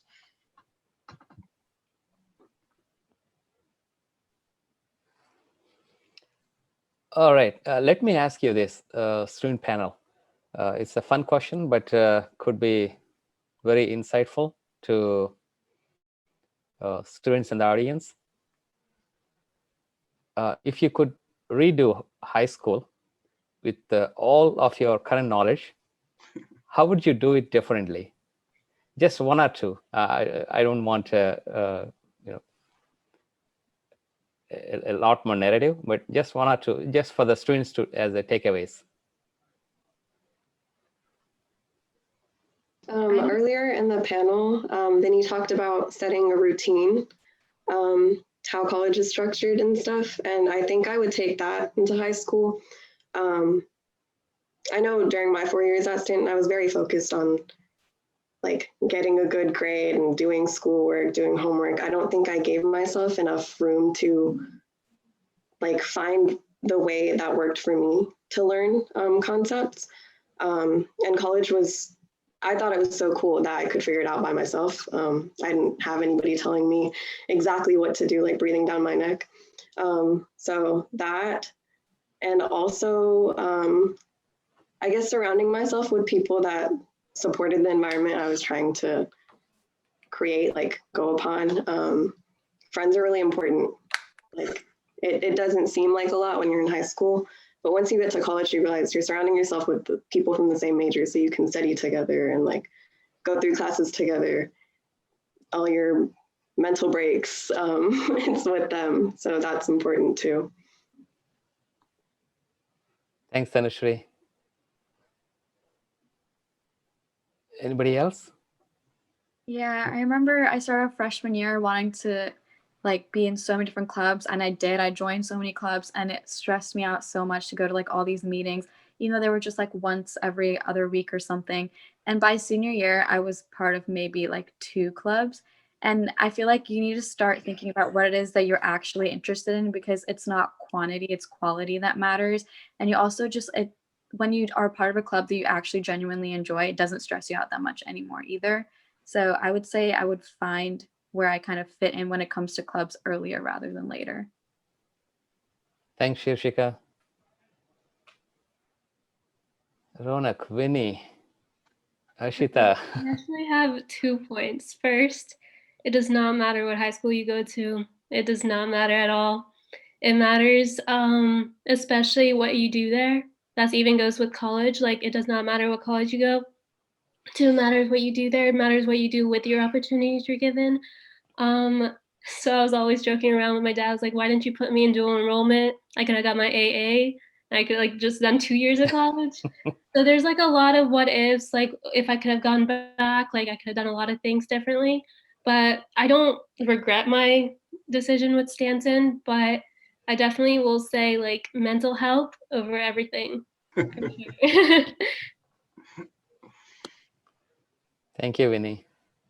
I agree with Vinny with like her whole dual enrollment. Like, I always look back to, and I'm like, I was zoned for Bartram in like in St. Johns County. So I went to Nice because of the IB program, and I was like, maybe like IB wasn't the smart move, but like obviously I learned something through IB, like being in IB, like all the coursework, doing the IAs and all the material. So I guess like I'm just saying like if you're like thinking like IB is like better than like dual enrollment AP, it's really not. It's the same. I think I would have just went to Bartram and then do dual enrollment there instead of IB. But I guess there's an advantage of being an IB too. So. Thank you, Ashita. And now Ronak. Yeah, I would just echo what Shushika said in a little bit, like at the beginning when she was talking about how, like, especially I was kind of the same way. I tried to do a lot of different clubs at the start, and then by the end of my senior year, I was only in like a couple that I was really passionate about. So I think that would be the biggest piece of advice, or the thing that I would redo over, is just like I would do the things that I like to do that challenge me and make me feel happy when I do them, instead of trying to like try to broaden and try to do everything that's in my sight. Just adds stress, and that doesn't really help in the long run. Thank you, Ronak. If really students in the audience take a note of these pieces of advice that you all have provided, I would say they'll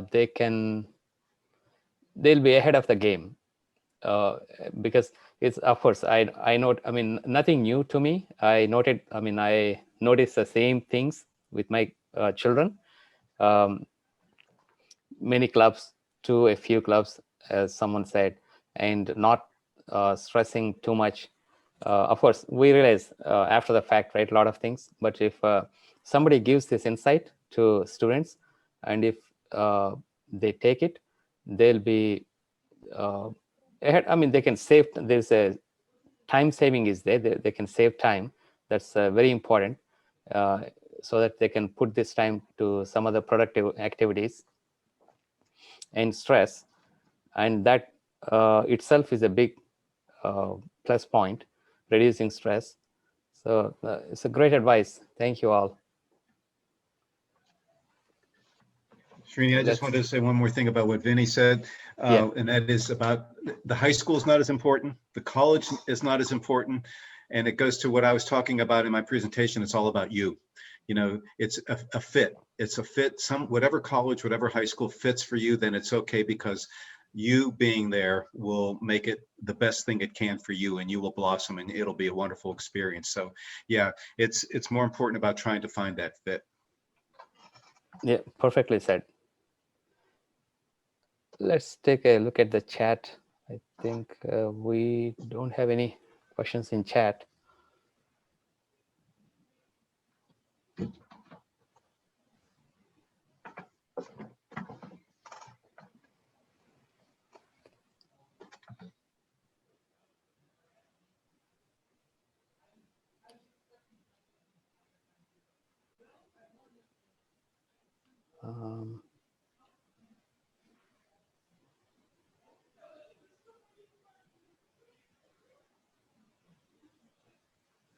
Students or parents, if you have any questions, please unmute yourself and pose the question.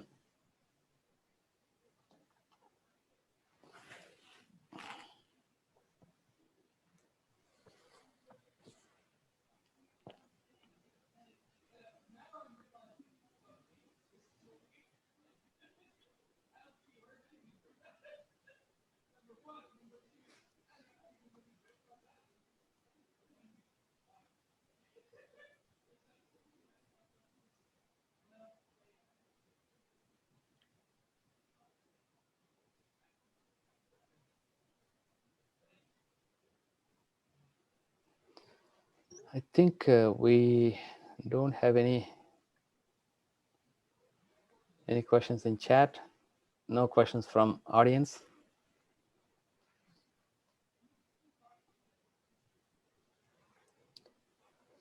Any final advice, Bob? Start early.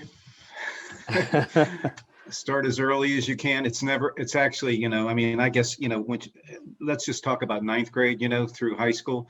It's such a good time to start and to get prepared and to think about these things. I know it's hard to do at an early age like that because you feel like you have the rest of the world, rest of your life to think about, you know, applying to college, but there are so many things to be thinking about. Just listen to your school counselors and their programs for college preparation, and so that it'll make it an easier transition for you. Just start early. That's the whole thing. And do your applications early too, before November 1st.